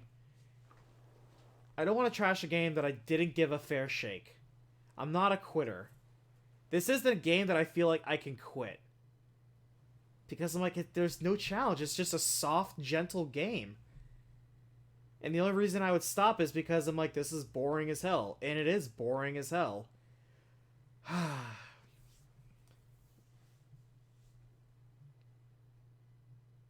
Yeah, it's like, I can't hate this game necessarily, because there's nothing about it to really dislike. It's not ugly. This game looks beautiful for when it offers models.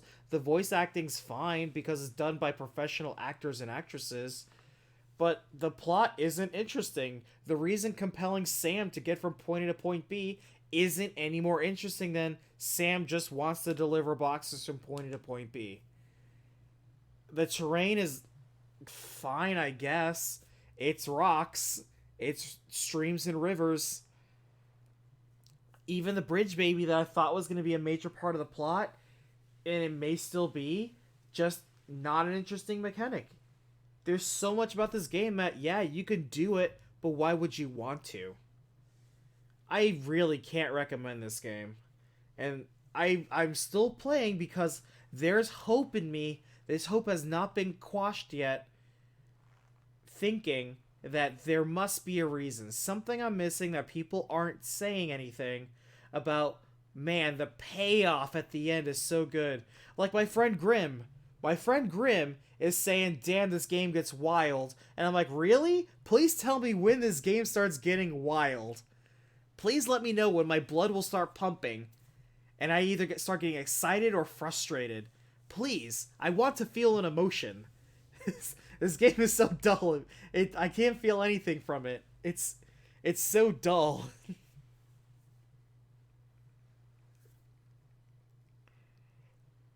What I can say is I'll feel very upset if I'm at the end of this journey and I'll just feel like, well, that game just wasted X many hours of my life that I literally could be spent making the next recapitation or playing any number of substantially substantially more interesting games. Anyway, that's enough complaining about that for now. I just spent 20 minutes whining. So that'll be that. Alright, well. Death Stranding. A game that I think is self-evident for why people aren't... I remember when this game first came out, everybody was streaming this. This was all over Twitch. Everybody was streaming this. And the drop-off happened so fast. And I was like, is this game really bad or what? And nobody was talking about it. Everybody's like, wow, what a unique and interesting game. I'm like, this is a unique game. I'll give you that. I have never played a game like this. But interesting? Yeah. And I said this at the very beginning, and people call me a negative Nancy, but I do want to point this out, that I said, hey, a lot of people keep giving Kojima a lot of, like, blank checks, thinking, oh, he's such an artiste and genius. Kojinius over here. Once he gets his own independent studio and has all the time and money he wants, the games he's going to make are going to turn the entire industry on its head. He's going to be unleashed. And I said, hey, does it bother anybody else that all the complaints he had about his prior employer were only coming from him, even though he's an established diva who wastes a lot of time, effort, and money to get projects the way he wants it, and even admits he doesn't like making games? Does it bother anyone else that we're only getting his side of the story? Whether or not it's true about his working conditions or working relationship, whether or not that's true, we're only getting one side of that dispute. We're not hearing anyone else corroborate his statement. Does that bother anyone else besides me? And everyone's like, oh, you're just hating on Kojima. I'm like, I don't have anything against the guy. Yeah, he's been a director for a lot of cool games, but at the same time, if he is on his own now, and he does have his own time, I don't feel he's going to produce anything of the quality you expect of that. He's going to make some game. It might be interesting or weird, but I don't think you're going to be impressed by the final product. And this product came out. He had plenty of time to make it. He had no one else but himself and his team to make it. He had plenty of money and backing on this project.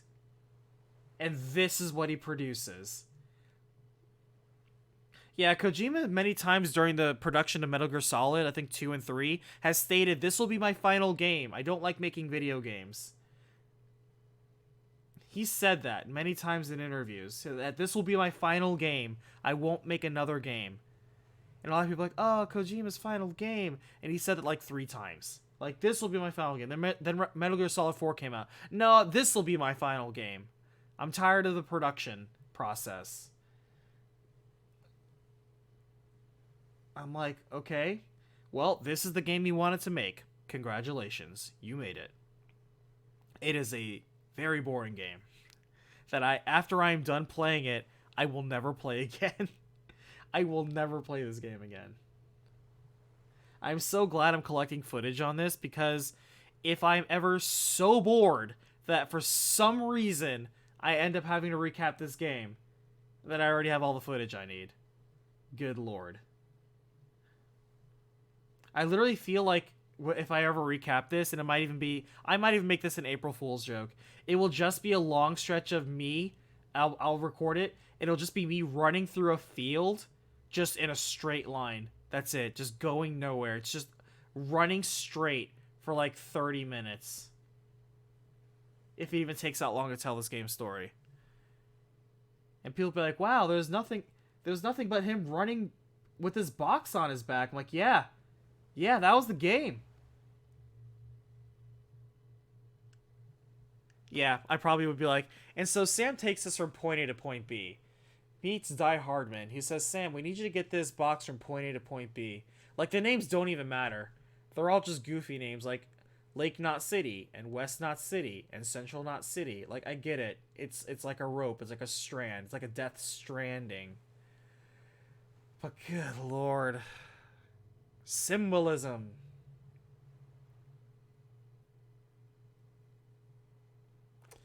But oh well.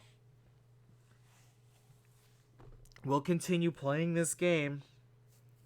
Waiting for it to get good.